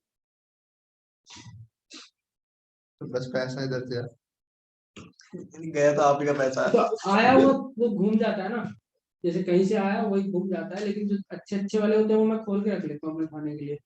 बाकी जो मेरे को समझ नहीं आती ब्रांड ब्रांड, वो मैं दे देता हूँ आगे। पति वो सोन पापड़ी तो घूम ही दी है।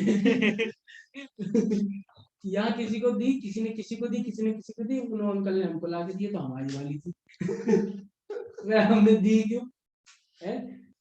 अब आपकी बार लिखेंगे मार्कर से, पक्का वाला मार्कर से, only for this person, valid only for this. बस उसके बाद बेटा जब खुलेगा ना, मजा आ जाएगा ना। नहीं यार देखना यार, खाते ही नहीं, खोल के चेक भी नहीं करते। मान लो कि भाई, मान लो किसी ने गलती से नोटों की गड्डी डाल दी, उसकी तो किस्मत खत्म। बाहर सोन पापड़ी लिखाओ भाई, अंदर खोल के देखना चाहिए सोन पापड़ी है ना। क्या पता चला अंदर में जहर हो, पूरा पूरा डाल रखा हो कुछ, है ना। रोटी बना के चीनी के पराठे, चीनी के पराठे,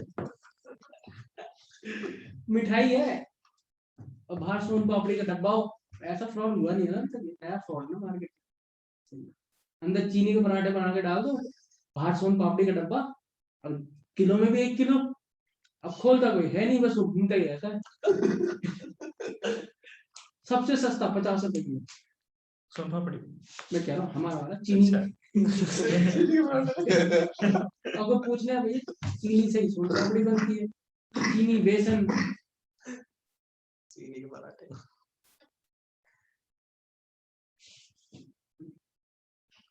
चीनी में क्या ही मिलावट करेंगे ना, इंडिया में करते हैं ना। देख ले सब चाहे अम्मी जान का अगर ना क्वालिटी वाली चीज 100 रुपए की पड़ रही होगी और नॉन क्वालिटी वाली लोकल वाली 120 रुपए की पड़ रही होगी, तो वो 120 वाला प्रोडक्ट इस्तेमाल करना पसंद करेंगे, क्योंकि आदत से मजबूर है ना कि लोकल बनाना है। ओरिजिनल अगर सस्ता भी पड़ रहा होगा ना, तो भी लोकल के पीछे भागेंगे। इंडिया वाले ऐसे हैं। कहने का मतलब ये है, मैं अपनी मम्मी की बात बताता हूँ, एक टमाटर वाला दे रहा है 40 रुपए किलो, उसका 100% परफेक्ट निकलेगा, एक एक पीस बढ़िया निकलेगा। और एक दे रहा है 30 रुपए के लिए, इसमें क्या है कि दो चार हर पीस में ना हल्का हल्का हल्का हल्का ढीलापन है। अब वो घर पे लाया जाएगा दोनों से, इसके तो सारे पीस बढ़िया निकलेंगे और इसके 50% बेकार निकलेंगे। रखे रखे रखे रखे 3-4 दिन में आधे खराब हो जाएंगे, आधे बच जाएंगे। बताओ कौन सा बेनिफिट मेरा? लेकिन इन लोगों का स्वैग अपना है भाई, हम तो 30 रुपए किलो वाले में सस्ता लेके आए हैं। मतलब क्या ही बताएं यार। तो एक आध खराब निकल जाए बैगन की सब एक ले बैगन लेके मैं बहुत बड़ी, अरे 20 रुपए में सारे दे दिए, 40 रुपए किलो था। आके खोला, कभी किसमें कुछ है कभी किसमें कुछ है, फेंकते फेंकते 2 बैगन बच गए। ले लो भैया 20 रुपए के 2 बैगन, 10-10 रुपए का एक है। ऐसा होता है जो ज्यादा स्मार्ट बनते हैं ना। अक्कल होनी चाहिए, इतना सस्ता दे दो मैं ठीक एक ही है, दुकान में जाता था जब मैं लेना होता था, वहीं से सारा भर के जो है माल ले, टाइम ही नहीं होता क्या करें। जान पहचान बना लो, लोग खुद ही छाट के दे दो, खुद ही मना कर देते हैं। जान कुछ हर कोई दुकान बढ़िया नहीं होता ना, इन लोग की गलत ठीक यहाँ करते पे हैं। घंटी है, मैं जाऊंगा जब भी खुद ही छाट के बोल देगी ना बेटा बेकार मत ले जा। तब तो वही अच्छा हो, खुद ही बोल देती है वो। या तो एक बार ऐसा अच्छे से ट्रीटमेंट कर दो, पूरी मंडी में दौड़ा दो, बेकार ये बैगन बेकार दिया तूने मेरे को, फिर अगली वो खुद बार मना कर पैसे देती वापस है, ला, पैसे वापस कर देगा। बहुत बहुत ये बहुत डेंजर आदमी है। गड्ढा कॉलोनी का डॉन है, इसको नहीं लूटना है ना यार, मुझे लूट लेते हैं दुकानदार। लेकिन मैं फिर क्रॉस चेक भी कर लेता हूँ। चेक क्या करोगे उसका क्रॉस चेक अंदर? जैसे 3-4 दुकानें, हाँ ऐसे कर सकते हो। 4 दुकानों में पहले रेट पूछ के आऊँ, मुझे ट्रेंड पता चल जाएगा मार्केट में चल क्या रहा है। नहीं तो अगर एक ही में खड़ा रहूंगा ना, वो 20 रुपए किलो भी होगा ना, कोई चीज 40 ही बोलेगा 30 ही बोलेगा, उसको पता है कि यार ये अच्छे सेटअप में आया, गेटअप में अच्छे में आया, रॉयल एनफील्ड का ये हेलमेट ले रखा है। ये चीज ज्यादा होती है सब मंडियों में। जेनवन वाले नहीं वो करते। आदमियों में देखते हैं कि आदमी एक ही दुकान से खरीदेगा, वो घूमने वाला नहीं है। लेकिन जो जेन्युइन दुकानदारी करता है ना, तो वो सही रहता है लॉन्ग टर्म के लिए। तो जेन्युइन चाहिए। सब्जी वाले में क्या लॉन्ग टर्म चलता है, आज सही बेचोगे, कल सही बेचोगे, परसों सही बेचोगे, फिर उसको ट्रस्ट हो जाएगा, वो तुम्हारा तुम उसके, चिल्लाना नहीं पड़ेगा। 10 के 20 ले लो, 20 के 10 10 के 20 चिल्लाते हुए उनका बिकता नहीं है। चलिए आगे बढ़े, लिख लिया गए।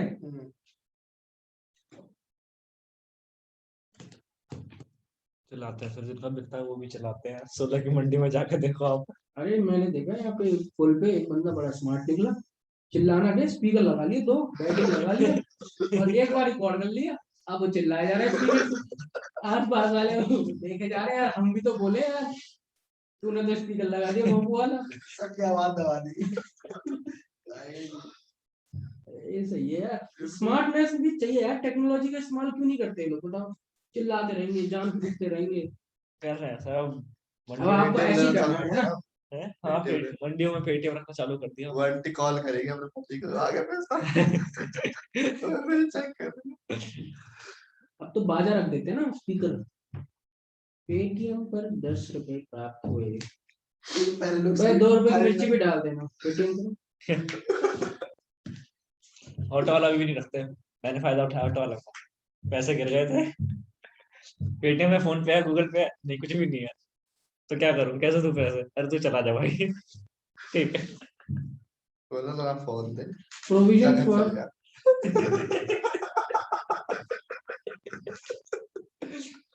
प्रोविजन फॉर डाउटफुल डेट, ठीक है, प्रोविजन फॉर टैक्सेशन, लिख ले।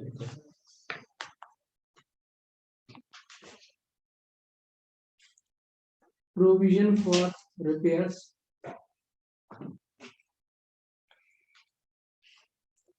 और ये एटसेट्रा एटसेट्रा चलता रहेगा। Provision for short term, but इतने अपने ज्यादा काम।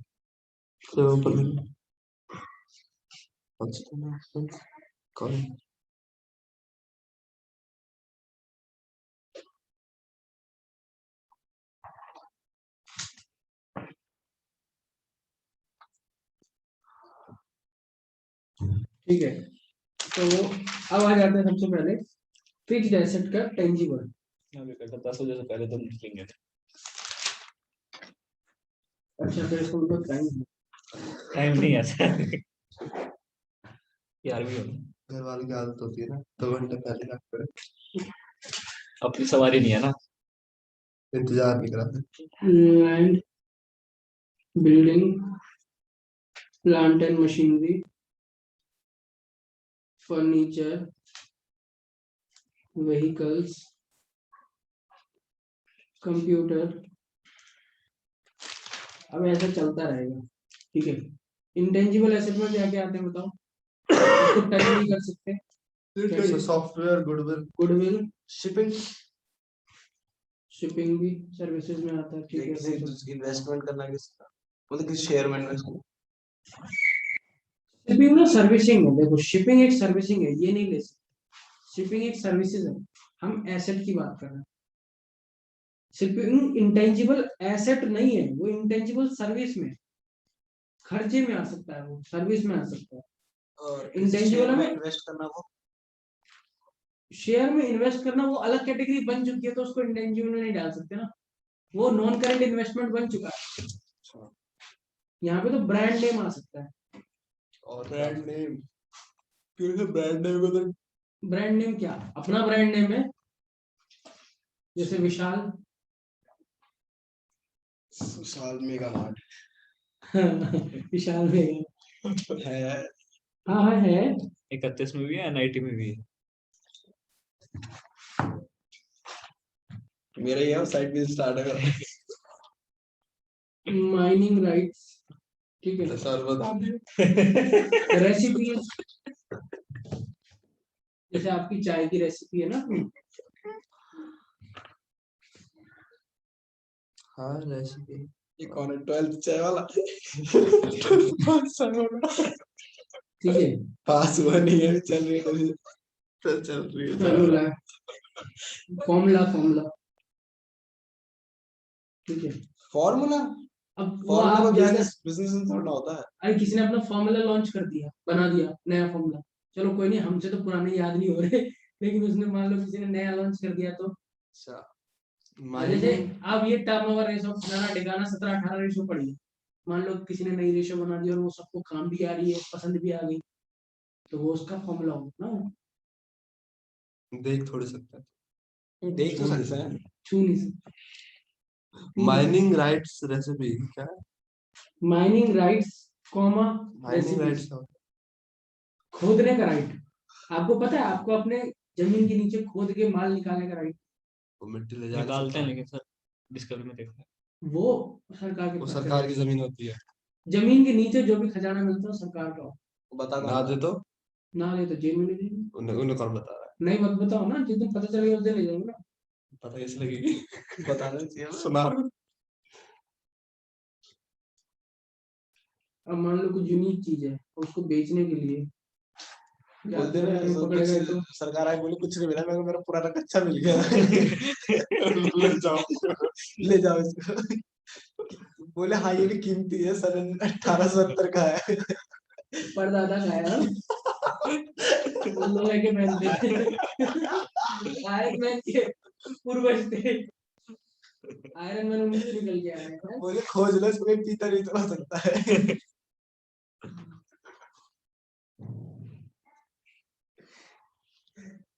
ज्यादा कुछ बोले तो बोले एक सिक्का ले लो, ये मिला था सोने का, बस एक सिक्का बस दे देना, बस बस एक सिक्का दे देना, ज्यादा से ज्यादा बस। मिला यही। एक सिक्का कम होता है उनको बस 50-60 मिले थे, एक देने का जाता है। हाँ उनके ऊपर एहसान करने के लिए। यार तू भी क्या याद रखेगा? फिर वो और ज्यादा नॉलेज आपके ऊपर वो फोकस रखेंगे। जो आप क्या करते हो, ये चपरासी की कितना कमा लेते हो, 10,000 रुपये, ठीक है। अब देखते हैं तुम क्या क्या एसेट खरीद रहे हो। अब भाई ले आया अगले दिन फॉर्च्यूनर उठा के, हाँ भाई कहाँ मिली भाई, ये भी जमीन के नीचे भी। तो भैया हाईलाइट हो जाओगे तो भी फंसोगे। इस टाइम पे ये कर सकते हो, कोई शॉप खोल लो, ठीक है, चले ना चले उसका प्रॉफिट इतना हाई दिखा दो, भाई शॉप में कौन देखने आ रहा है, बिक रहा है नहीं बिक रहा है माल, भाई वही रॉ मटेरियल लाओ और वही घुमा के वही पहुंचा दो। बहुत सारे बैलेंस शीट तो मांगेंगे ही, दिखाओ। तो बैलेंस शीट में दिखा दो ना, ओवर प्रॉफिट दिखा दो, दिन में 100, 50, 500 बिल कटे, दिखा दो कि यार दिन भर दिल्ली काम Really? करता है दिन भर बैठ के कोई नहीं करता। एक कंटेंट तो बोलेगा पता नहीं हमारा मालिक पागल हो गया है कि क्या हो गया। अरे तू देख नहीं रहा दुकान में कितनी भीड़ है, जल्दी 10 डब्बे पैक कर सिर्फ दिनों में बस। डीजल काटता है। और तो फिर देखो यार 10 लाख 20 लाख रुपए की पर मंथ इनकम है, अब 20 लाख रुपए का 30% टैक्स दे दो भाई, थोड़ा टैक्स दे के वाइट हो गया सारा मनी, यू आर रिच। ऐसे 8-10 बिजनेस खोल लो, बने हुए ना प्रॉपर्टी डीलर, ऐसी बने हुए अपनी जमीन बेच बेच के कमाते, बस नाम के प्रॉपर्टी डीलर है, उनके जिनसे कोई बीच में थोड़ा है। तो एक किसी को बस उसके बाद से वो उनको कॉन्फिडेंस आ गया हम प्रॉपर्टी डीलर है, हर कोई खोल के बैठा था ना प्रॉपर्टी डीलर। हाईवे में बहुत मिलेंगे सर, रोड पे स्टैंड लगा लगा के खड़े रहते हैं। अननोन से कौन खरीदेगा ना, ऑफिस बना रखे हैं, ऑफिस तो बना रखे हैं लेकिन रोड पे खड़े हैं ना। वो तो ऐसे ही खड़े हैं और धोखे भी चल ले चाय का बंदल ले झूठा। चलिए इसमें भी दो तरह के होते हैं, इन्वेस्टमेंट इन प्रॉपर्टी और भी होता है इन्वेस्टमेंट इन इक्विटी शेयर्स। ठीक है, मतलब इक्विटी इक्विटी बोलते हैं, इक्विटी इक्विटी के अंदर बहुत इक्विटी इंस्ट्रूमेंट्स या सिक्योरिटीज।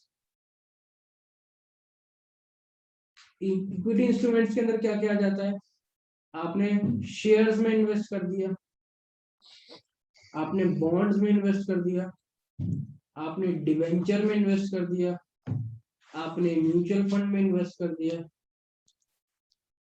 आपने किसी के पार्टनरशिप बिजनेस में पार्टिसिपेट कर लिया। म्यूचुअल फंड सिर्फ गवर्नमेंट का ही हो सकता है? नहीं होता। म्यूचुअल फंड क्या होता है कि एक ऐसी कंपनी है, जैसे आप हो, आप 30 मार खान हो शेयर मार्केट, तो आप अपना म्यूचुअल फंड की कंपनी खोल लो और लोगों को बोलोगे तुम पैसा दो बस मैं लगा। तो मान लो आपने 3 कैटेगरी डिसाइड कर ली, small cap, mid cap and long term, ऐसे डिसाइड कर लिया। इसमें भी कैटेगरी बना ली, मतलब low risk, high risk, medium risk and high risk. High risk वाले का रिटर्न हाई रहता है लेकिन डिक्लाइन भी हाई रहता है। लो रिस्क वाले का स्टेडीली बढ़ता है लेकिन लॉन्ग टर्म में थोड़ा रहता है, मिलता है। और मॉडरेट वाले का ना बहुत ज्यादा बुरी तरह गिरेगा ना ही बहुत ज्यादा, मतलब देगा, अच्छा ही रिटर्न देता है। मतलब अब मान लो कि मेरा हाई रिस्क वाले में लग रहा था, मान लो एक म्यूचुअल फंड, ठीक है, अब वो 3 ही महीने में उसने मेरे पैसे डबल कर, ठीक है, मान लो कि मेरे पैसे जो मेरे पोर्टफोलियो में 10,000 थे, मान लो वो 20,000 कर, फिर अगले 6 महीने में कम होना गया, होता गया होता गया होता गया, और फिर ऐसा नौबत आया, अब कोरोना खत्म होने तक वो 10,000 के 20,000 ही दिखाई दे रहे हैं बस। मतलब अब तक 3 साल में तक वो जो इन्वेस्ट रहे, अब तक 3 साल में 1 लाख हो जाने चाहिए थे या 60,000 हो जाने चाहिए, लेकिन मार्केट ऐसी ऊपर नीचे चली कि नहीं हुआ। तो मार्केट कभी भी जवाब दे सकती है ना, क्योंकि कोविड में ऐसी सिचुएशन आई। तो ये म्यूचुअल फंड होते हैं कि एक फंड मैनेजर होता है, वो कई कंपनियों में, जैसे आपने 100 रुपए दिए तो वो आपके पैसे को 100 कंपनी में इन्वेस्ट करेगा, एक एक रुपए एक एक रुपए एक एक रुपए, किसी में 2 रुपए, किसी में आधा रुपए, किसी में 1 रुपए, किसी में 2 रुपए, या टॉप 25 कंपनी में इन्वेस्ट कर देगा। आपके पोर्टफोलियो को अपने नॉलेज के हिसाब से डाइवर्सिफाई कर देगा। मान लो कोरोना में सारे सेक्टर खराब थे लेकिन कौन सा सेक्टर चल रहा था, मेडिकल चल रहा था, तो मेडिकल ने बाकियों के लॉस कवर कर दिया ना भाई। जिसने मेडिकल में किया होता उसके तो चांदी चांदी, लेकिन जिसने मेडिकल में नहीं किया, 25 कंपनी में इन्वेस्ट कर रखा है, तो उस 25 में से एक अगर मेडिकल है, तो मेडिकल ने इतना प्रॉफिट दिया होगा कि बाकी के लॉस को कवर करके बराबर आ गया, न्यूट्रल तो हो गया होगा। ये फायदा होता है, ये भी शेयर मार्केट ही हो, लेकिन बॉन्ड्स और डिवेंचर लोन होते हैं। तो यहाँ पे क्या है कि किसी लोन में इन्वेस्ट करना, डिवेंचर में या शेयर मार्केट में इन्वेस्ट करना, जो कि सिक्योरिटीज होती है, सिक्योरिटी मार्केट होती है।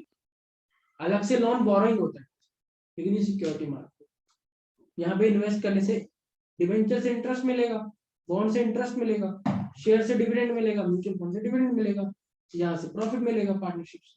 ठीक है, ओके, गला जवाब दे रहा है। कल करते हैं सर। गला के छुल गया क्या आपका? अरे वो जुकाम में हो जाता है। जुकाम हो जाता है ना। चलिए आगे देखते हैं यार, तो चक्कर आने लगता है बोलते बोलते, लेकिन अभी नहीं, अभी थोड़ा सा और करना है। Long term loan and advances,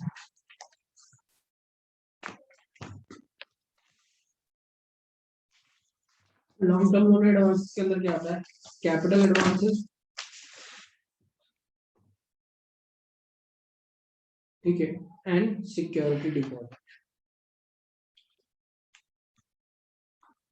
ठीक है।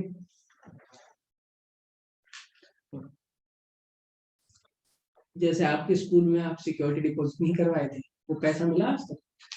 10वीं का ले सकते हो जाके अभी भी? सिक्योरिटी मतलब मिला पता नहीं है आपको? मेंटेनेंस का देखा नहीं, सिक्योरिटी जब कौन आपने एडमिशन कौन सी क्लास में लिया? फोर्थ जब आपने एडमिशन लिया था ना, तो आपसे ना सिक्योरिटी के नाम पे 500,000 रुपए लिए, अच्छा और वो ये बोला होगा कि जब आप स्कूल से 10वीं छोड़ के जाओगे ना, तब हमको ये पेपर ला के देना और हमसे अपने पैसे सिक्योरिटी के ले जाना।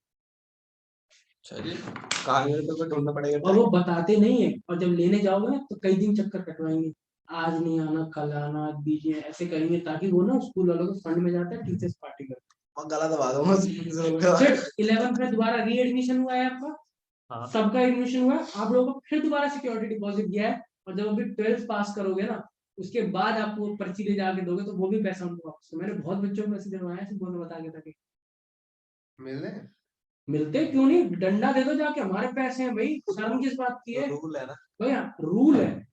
अब मुझे बताओ कि आपके पैसे वो रख सकते नहीं है भाई, उनके वहां रख नहीं सकते, आखिर वो जाएंगे तो जाएंगे किसके पास फिर पैसे? उन लोगों ने लिख लिया भाई, डन पेड, कहाँ जाएंगे? उनकी जेब में जाएंगे, इसलिए वो नाटक करते हैं। अकाउंटेंट नाटक करेगा, पर्ची ढूंढो भाई घर जाके या कहाँ मुझे चाहिए पैसे। कभी कभी बोलेंगे जब ना सारे बच्चे आ जाएंगे ना एक साथ, तब हम दे देंगे। क्यों दे देंगे भाई, जब लिया था तो सारों का एक साथ लिया था, हंगामा करते ना, फाइल वाइल लेके भाग जाएगा स्कूल की। बोल लो भैया 10,000 रुपए दूंगा, आप 10 टाइम दूंगा, अगर जब तक वापस नहीं दोगे तो फाइल नहीं मिलेगा, जाओ कर लो पुलिस कंप्लेंट। जब तुम मेरे पैसे नहीं दे रहे, मैं तुम्हारे गन वन लेके चल जाना। बना तो नहीं थी लाइब्रेरी वाली कार्ड, लाइब्रेरी कार्ड 1000 रुपए में। पुरानी पुरानी बुक है, आज बाबा आदम के जमाने की, इसे अपडेटेड भी नहीं है। ये बुक होती है मेन, जैसे मान लो अगर ये बुक आपको नहीं खरीदनी पड़ रही होती और ये मिल जाती, 1 महीने के लिए, 15 दिन के लिए इशू हो जाती, दूसरी बुक टीएस ग्रे वाली इशू हो जाती, ऐसी बढ़िया बढ़िया बुक्स होती तो बात भी है। एक तो वो किताब नहीं देती है, और किताब भी रखती है बाबा आदम के जमाने की, लेटेस्ट उसको पता नहीं, मंगाना ही नहीं आता, क्या है चक्कर है, तो फिर उसकी मेंबरशिप का कोई फायदा नहीं है ना। फिर वापस पैसे खोते के साथ ही मार्कशीट आती, वापस कर देते 1000 रुपए। अच्छा सिक्योरिटी डिपॉजिट है वो, लाइब्रेरी कार्ड बनाना लाइब्रेरी कार्ड बनवाना। तो सिक्योरिटी है ना वो, हाँ। वापस मिल जाता है ना। हाँ। ये फिर तो बनवाया नहीं ना किसी ने। किसी ने बनवाया ही नहीं। अब तो बन रहा था, पहले तो हम पूछने आ रहे थे, भगा देते थे उनको तो। बोले मैं यार अभी भी कुछ इन लोगों को नहीं। बोलता हूँ चलते हैं अब लाइब्रेरी में, बोले आके भैया बैठ के बुक पढ़ते चाहिए हैं। हमको। अरे तुम बुक पढ़ोगे यहाँ पे, हाँ जाओ यहाँ से। और बस पुरानी पुरानी मैगजीन रख देते हैं, बेकार बेकार सी, बस जिसमें से बच्चों ने एनसाइक्लोपीडिया फोटो वगैरह। फोटो ना ऐसे ऐसे ऐसे ऐसे करके काट काट के निकाल रखी होती है। बचता कुछ नहीं है देखने को, एक ही फोटो ही देखनी है उसमें, अच्छा ये बैट्समैन है, और ये ऐसा है, वो ये ऐसा है, ये ऐसा है। उसके लिए तो एनसाइक्लोपीडिया बच्चे पढ़ते हैं। वो इंडिया टुडे होती है, और वो और पुरानी पुरानी 2000, पता नहीं 1, 2002, 2003, इतनी पुरानी मैगजीन रखी, नई मैगजीन पता नहीं कहाँ छुपा लेती है। अब उसमें तो बच्चे क्या थे, कोई किसी ने पन्ना फाड़ लिया, एक पन्ना फाड़ के ले गया, कोई कुछ लेगा, कोई कुछ लेगा, खत्म। ऐसे रद्दी जैसे, मतलब बेकार है, गंदा है। ठीक है। जैसे सिक्योरिटी डिपॉजिट का मैं कैसे, जैसे आपने स्कूल का डिपॉजिट कराया ना, जैसे आप बिजली का कनेक्शन लेते हो तो सिक्योरिटी डिपॉजिट होता है, मतलब आपका मंथली बिजली का बिल यूज करने के बाद आता है ना बिल, 1 महीने बाद, 2 महीने बाद, 3 महीने बाद, पेंडिंग करोगे तो 6 महीने तक चला लेंगे वो लोग आप, लेकिन 6 महीने के बाद आपका कनेक्शन काट देंगे। ठीक है, तो वो 6 महीने का भरपाई कहाँ से करेंगे? तो जब आपने कनेक्शन लिया होता है ना, तो आपसे 30-40 हजार रुपये ले लिया जाता है, कि जिस दिन आप ये कनेक्शन सरेंडर करोगे उस दिन अपने पैसे सरेंडर में तो कटवाए दे जिस दिन कटा दोगे उस दिन वापस दे देंगे वो। वापस दे देते वो इसलिए रखते हैं ताकि अगर आपने हमारा बिल रोक लिया तो हम इससे रिकवर करें। बट अगर किसी को कौन जाना हो, कौन बिजली का कनेक्शन कटवाएगा जिंदगी में, आपने सोचा? अगर किसी को जाना हो रिचार्ज छोड़ के तो कटवा ही देगा, क्या हाँ, करेगा? अगर वो फॉरेन जा रहा है वो कटवा लेगा और अपने पैसे वापस लेके चले जाएगा। तो स्टेट का नहीं होता कि मैं यहाँ से वहां जा रहा हूँ? हाँ ना, हो जाएगा ना, कट जाएगा। यहाँ कट जाएगा, उस जगह पर दोबारा कनेक्शन लेना पड़ेगा। या अगर वहाँ प्रॉपर्टी खरीदी है तो उस मालिक ने पहले घर लेते समय कनेक्शन तो लिया होगा। अब कोई मालिक अपना घर दूसरे को बेचता है तो बिजली का कनेक्शन काटता नहीं होगा, क्योंकि भाई वो काटने में, जोड़ने में नानी याद आ जाती है दोबारा लगवाने में। सरकारी काम है ये, क्या बात है इसका? पर अगर मैं अपना घर बेचूंगा ना तो सब कनेक्शन कनेक्शन कटवा के बिजली आप सामने वाला बंदा भी ना 100 बार गालियां देगा। बड़ा हरामी था, बिजली का कनेक्शन भी कटवा के, पानी भी कटवा गया, घर घर बेच के, लाइट पंखे सब निकाल लेंगे, तार भी निकाल लेंगे अंदर से खींच स्विच भी सब। खंडर अरे वाला ऐसा बेकार बंदा, बस सरिये छोड़ दिए जो दीवार के अंदर लगे। अच्छा, ईंटें नहीं ले गया दीवारों में। गेट वेट भी नहीं खोला है ना, है बराबर।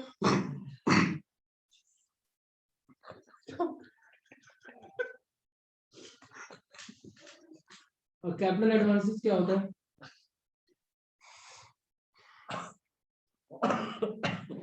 जैसे मान लीजिए कि कैपिटल एडवांस। हाँ, जैसे जो पैसे कैश में नहीं मिलते, जो एसेट की फॉर्म में मिलते। जैसे मैंने आपको पढ़ाया और आप मेरे को लाके कोई एसेट दे रहे हो, ठीक है? जैसे क्या दे सकते हो? फोन। फोन उठा लाया है, आप क्या दे सकते हो? आप अपनी स्कूटी लेके आ गए, आप क्या दे सकते हो? बाइक लाया ना। अपना ड्रेसिंग टेबल उठा लाना, आप अलमारी उठा लाना, आप बेड उठा लाना, एसेट मतलब किसी कूलर उठा लाना, चीज की जगह ये सब चीजें इंपॉर्टेंट चीजें उठा लाए तो ये मैं कैपिटल एडवांसेस के रूप में बात, ठीक है? पैसे नहीं दिए, तो उसकी वैल्यू ज्यादा है तो फिर लेकिन आप लोग मेरे को ना, सॉरी, वो तो फीस तो इसलिए दे रहे हो ना कि मैं आपको सर्विस दे रहा हूँ, लेकिन ये एक्चुअली में ये एडवांसेस का मतलब यहाँ पे ना क्या है, लोन की रिकवरी हुई ना। लोन रिकवरी नहीं है, लोन। आप लोग मुझे loan in the form of asset दे, आप मुझे लोन दे रहे हो, ऐसा उधार लिया है, आप मुझे बोल रहे हो कि अलमारी ले लो उधार में और अगले महीने 2 अलमारी दे देना वापस। मतलब कहने का मतलब कि इंटरेस्ट दे देना, इस पे किराया दे देना, जो भी कुछ दे देना, मतलब लीज पे कर दिया, मतलब एक तरीके से उधार एसेट दिया है, उधार में। जैसे मान लो गाड़ी दे दी वो किराए पे, जैसे ओला उबर वाले को किराए पे दे दी गाड़ी और उससे हर महीने 20-25 हजार रुपए आ रहे हैं, मान लो किराया आ रहा है, और फिर कल को वापस भी एसेट आ जाएगा, तो अपना एसेट उधार पे देना, लोन पे देना, पैसे ना देना, एसेट देना। जैसे अपनी गाड़ी। आपने मेरे को 10,000 रुपए उधार पे दिए, तो 10,000 रुपए आप मेरे को दे दोगे, लेकिन मान लो 6 महीने बाद आप 10,000 भी वापस ले लोगे, इंटरेस्ट भी ले लोगे। यही समझो, अगर आपने घर की अलमारी में तो 6 महीने बाद अलमारी भी लोगे और उसके ऊपर इंटरेस्ट भी लोगे, पैसा भी। बस समझे, वही किराए इंटरेस्ट है, या एक साथ वन टाइम पेमेंट ले लिया विद अलमारी, लेकिन अलमारी वापस जाएगी, है ना? दहेज की है ना। नहीं, मम्मी मारेंगे है ना, एकमात्र निशानी ना।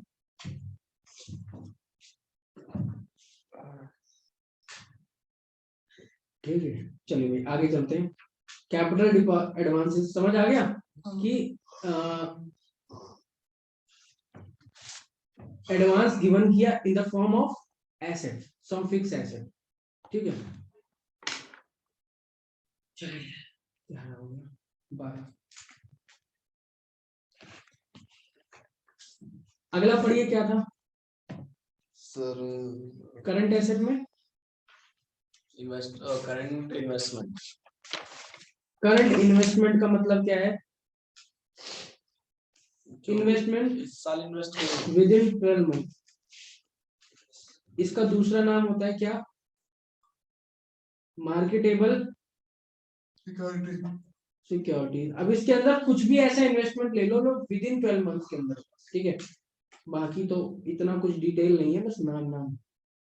नेक्स्ट बोलो, इन्वेंट्रीज। हाँ, स्टॉक इन्वेंट्रीज के अंदर क्या क्या आ जाता है? विदिन 10-12 months 12 मंथ, ठीक है। इन्वेंट्रीज के अंदर क्या क्या आ जाता है? स्टॉक, रॉ मटेरियल, वो तो उसका नाम है स्टॉक, रॉ मटेरियल, ठीक है। वर्क इन प्रोग्रेस, ठीक है। फिनिश्ड गुड्स, ठीक है। स्टॉक इन ट्रेड, और बोलो भाई क्या हो सकता है? इन्वेंट्री, इन्वेंट्री तो है ही है। स्टोर एंड स्पेयर्स, और बताओ कुछ याद है? लूज टूल्स, ये सब चीजें इसके अंदर आती है, लेकिन रेशो वाले चैप्टर में ये लूज टूल्स हटा देना, ठीक है। रेशो में लूज टूल्स नहीं आता, बाकी नॉर्मली इन्वेंट्री के अंदर ही आता है, बैलेंस शीट में तो आता है, लेकिन रेशो वाले चैप्टर में।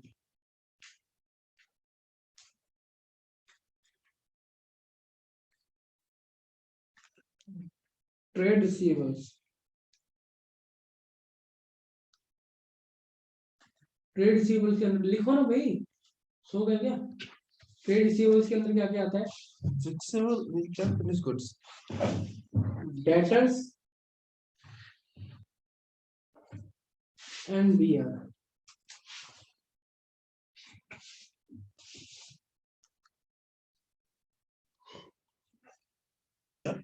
दोबारा नहीं।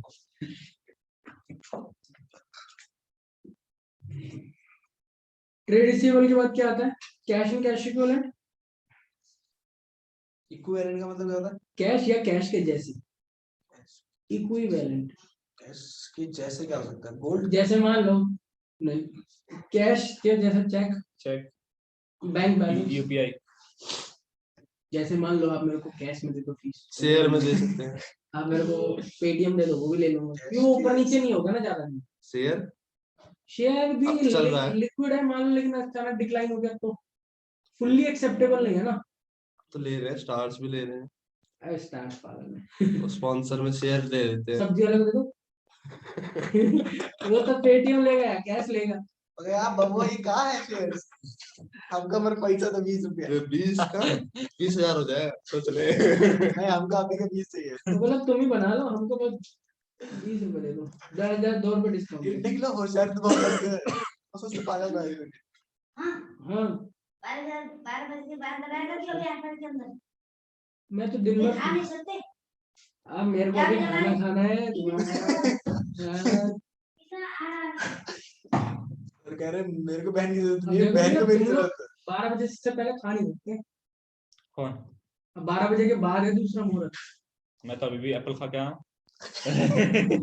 तुम लोग ना रूल ब्रेकर। इसने थोड़ा बहन को कुछ करना है, बहन ने तो करना है। अरे खाते नहीं बोलते, मतलब ये चोचलेबाजी है, खा पी लेता ना सुबह सुबह उठ के। अब इस चाय बिस्कुट तो मैं भी खा चुका हूँ। खत्म कहानी। खाली पेट बहन की रक्षा हो जाएगी क्या? भरे पेट में नहीं होगी। महाराज भैया, महाराज। बोलते पूजा के बिना नहीं खाते ना, ये बोलते ना पूजा किए बिना नहीं खाते। हाँ, भगवान भी देखता हूँ क्या कहता है, ये इतने मुहूर्त में खुद ने नहीं बनाया आज तक। इंसानों ने बना दिए बैठे बैठे। क्या करें? नहीं, ये तो बात है कि पूजा के पहले नहीं खाते। भाई फल खा सकते हैं। वो बनाएगा मेरे भैया के साथ। हाँ फिर ये समा के चावल खा सकते हैं, आलू दही खा सकते हैं। ये आजकल का सब इन जनरल कोई भी पूजा, मतलब रोटी सब्जी में क्या कुछ लग रहा है क्या? सादा सादा। शॉर्ट टर्म लोन एडवांसेस, ठीक है। जो मतलब कि हम किसी को लोन दे रहे हैं, शॉर्ट टर्म के लिए जैसे loan given for short term with in 12 month, ठीक है। साहू अब समझ आया कुछ? ये फॉर्मेट पहले भी पढ़े हुए हैं हमने ना, लेकिन अब आ रहा है कुछ। हाँ, ये शायद उसमें पढ़े थे ना जब स्टार्टिंग में रेशियो करने से पहले। उसके बाद भी करे थे तो जो मतलब करने- इस चैप्टर में हमने ये चैप्टर करने से पहले भी करा था, चैप्टर के बाद भी करा था, कई बार हो गया, 2-3 बार, और इसको करना ही पड़ता है 2-3 बार। उसकी नहीं रहा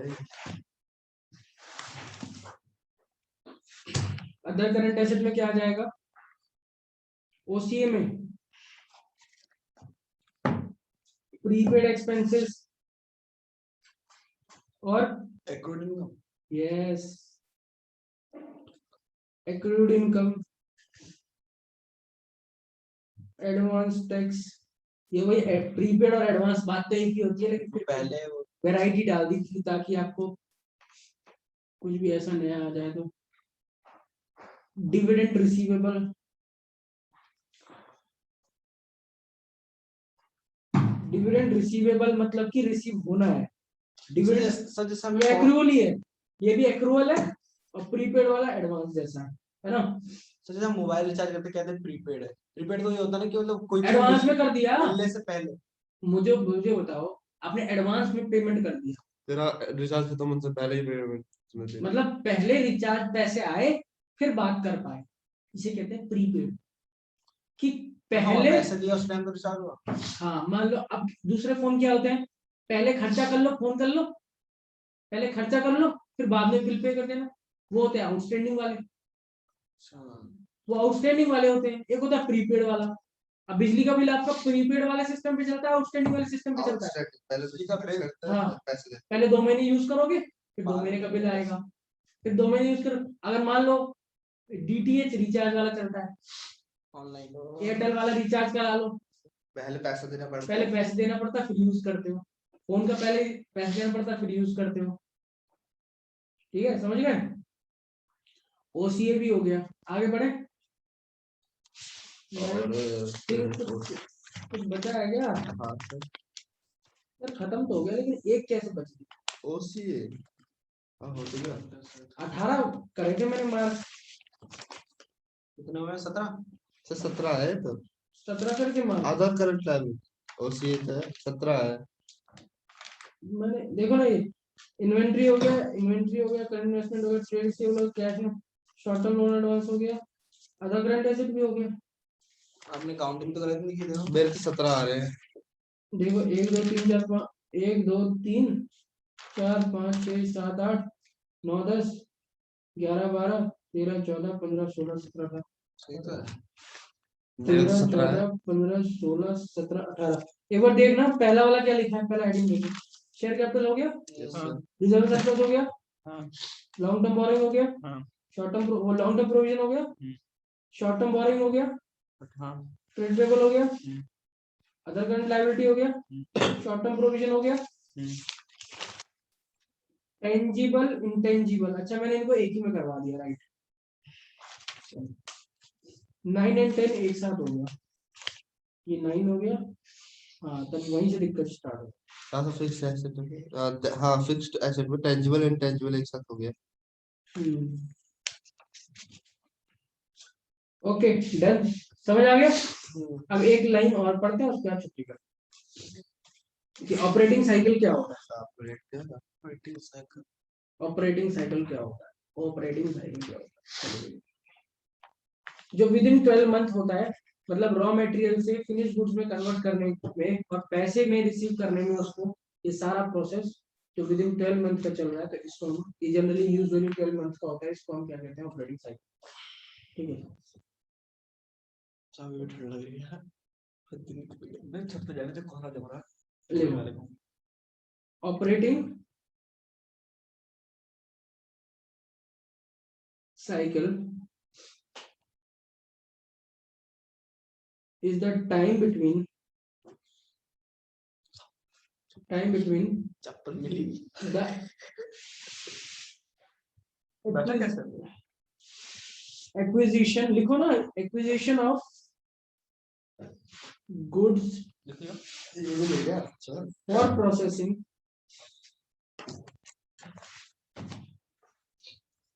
for processing and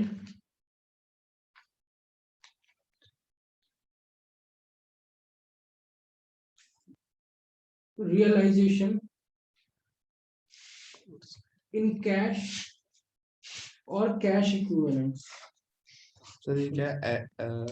देखो दोबारा बता रहा हूँ, Realization. ऑपरेटिंग साइकिल क्या होता है? Is a time between acquisition मतलब खरीदने of goods for processing and realising. खरीदा देखो, मान लो आपने वो खरीदा, क्या बोलते हैं, आपने वो खरीदा, क्या बोलते हैं, आटा आलू आलू सब खरीदा, ठीक है, एक्विजिशन ऑफ रॉ मटेरियल किया, फिर गैस पे कढ़ाई वढ़ाई चढ़ाई, समोसे वमोसे तले, प्रोसेसिंग किया, फिर उन समोसे को बेचा, फिर वहां से कैश रिसीव हुआ। तो ये क्या हो गया, आपने रॉ मटेरियल को फिनिश पे किया, पहले वर्किंग प्रोग्रेस किया, वर्किंग प्रोग्रेस मतलब कि पिट्ठी उट्ठी बना के रख ली, समोसे को तैयार कर लिया, फिर उनको फिनिश गुड्स में कन्वर्ट किया, समोसे तैयार हुए, फिर उनको सेल किया, फिर उससे कैश रियलाइज किया। तो इस पूरे प्रोसेस में क्या 4-5 साल लगते हैं कि विद इन ईयर हो जाता है? एक दिन का काम है। मतलब मेरे अब तो समोसा एक दिन का काम है ना। अगर कार वाली कंपनी है, मैन्युफैक्चरिंग कंपनी, वो भी 1 साल के अंदर कर लेगी अपना काम। एक दिन पेन वेन की कंपनी या कोई भी बड़े काम की चीज है, अलमारी हो गया, ठीक है, मतलब कुछ गुड्स कह रहा हूँ, गुड्स को जो कन्वर्ट कर देंगे। गाड़ी वाला गाड़ी तो कंपनी के लिए तो गुड्स ही है ना, उनके लिए कौन सा एसेट है? जो बन रही है जहाँ हाँ बन रही है। हमारे लिए तो एसेट है ना, हम खरीदते हैं अपने लिए, उनके लिए तो रोज का काम है। ठीक है, समझ आ गया? ऑपरेटिंग साइकिल क्या होता है? Is a time between acquisition of good for processing realising in cash and cash equivalent. ठीक है, बस दैट्स इट, गेम ओवर। कल मिलेंगे दूसरे चैप्टर के साथ और थर्ड चैप्टर के साथ। तो कृष्णा वाली बात याद आ गई।